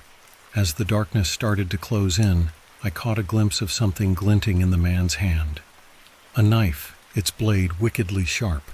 Just as he raised the knife to strike, a loud crash echoed through the lobby. The man whirled around, his grip loosening just enough for me to break free. I stumbled away, gulping in deep breaths of air. In the chaos, I caught sight of a shadowy figure moving through the darkness. It was another man, this one tall and lithe, his movements fluid and graceful. He and the first man engaged in a fierce, almost inhuman struggle, their blows landing with sickening thuds. I watched, transfixed as the two figures battled, their shadows dancing across the walls. The air was thick with the stench of blood and the sound of their grunts and snarls. Suddenly, the first man let out an agonizing scream and crumpled to the floor. The second man stood over him, his chest heaving, a triumphant glint in his eyes. He turned to me and I froze, certain that I was next. But instead he spoke, his voice low and urgent. "You need to get out of here now. This place is not safe." I didn't need to be told twice. I turned and ran, my heart pounding in my ears, the sound of the second man's footsteps close behind me. I burst out into the cool night air, gasping for breath. I turned to look back, but the man had vanished, leaving only the eerie silence of the deserted street. As I made my way home, my mind raced with questions. Who were those men? What were they after? And what the hell had I just witnessed? One thing was certain, I would never feel safe in that building again. I had always heard the whispers about the old Adams house on Elm Street, the one that had been abandoned for decades. They said it was haunted, cursed, and that anyone who ventured inside never came out the same. But curiosity got the better of me. It was supposed to be a simple investigation for my YouTube channel. I'd seen enough creepy locations to know how to handle myself, but nothing prepared me for what I was about to encounter. The house loomed large and foreboding as I approached. It was a sprawling Victorian mansion, its once grand facade now crumbling and shrouded in an eerie silence. The front door creaked open easily, as if it had been waiting for me. I flicked on my flashlight and stepped inside.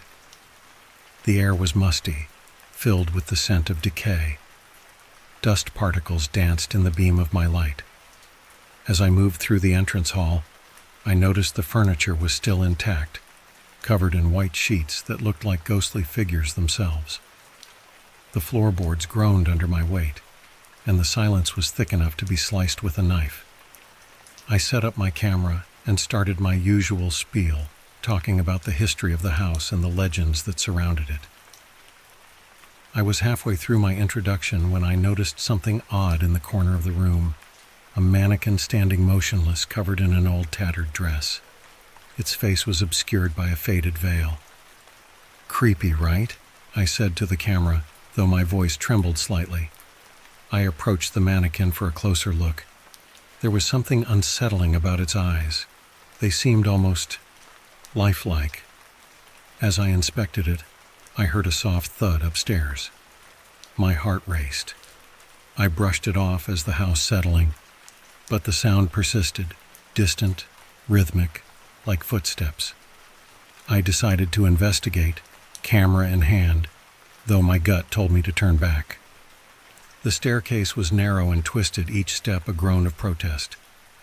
I reached the top and entered a dimly lit hallway, lined with more covered furniture and old portraits whose eyes seemed to follow me. The sound grew louder, more deliberate. It was coming from the room at the end of the hall.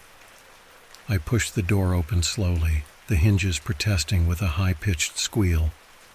Inside, the room was dimly lit by a single flickering bulb.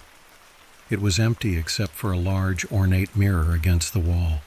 But the mirror was peculiar. It had a frame of intricate dark wood and the glass was strangely cloudy.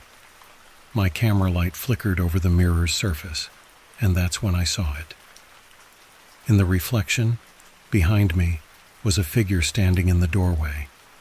It was a person dressed in an old-fashioned suit, their face hidden in shadows. I spun around, but the doorway was empty. My breath came out in ragged gasps. I turned back to the mirror. The figure was still there, but now it was closer. My heart pounded as I realized the figure's eyes were fixated on me. I reached out to touch the mirror, and my fingers met the cold, foggy surface. Suddenly, a loud crash echoed from downstairs. I jumped, stumbling backward, and when I looked back at the mirror, the figure was gone. Panic surged through me. I decided it was time to leave. I raced back down the stairs, but as I reached the bottom, I was stopped in my tracks. The mannequin from the entrance hall was now in the middle of the foyer, its veil lifted. Its eyes were wide open, staring directly at me. could swear they had followed me. I darted for the front door, but it slammed shut before I could reach it. The lights flickered violently and the temperature dropped. I was trapped. Desperation clawed at me as I tried to force the door open.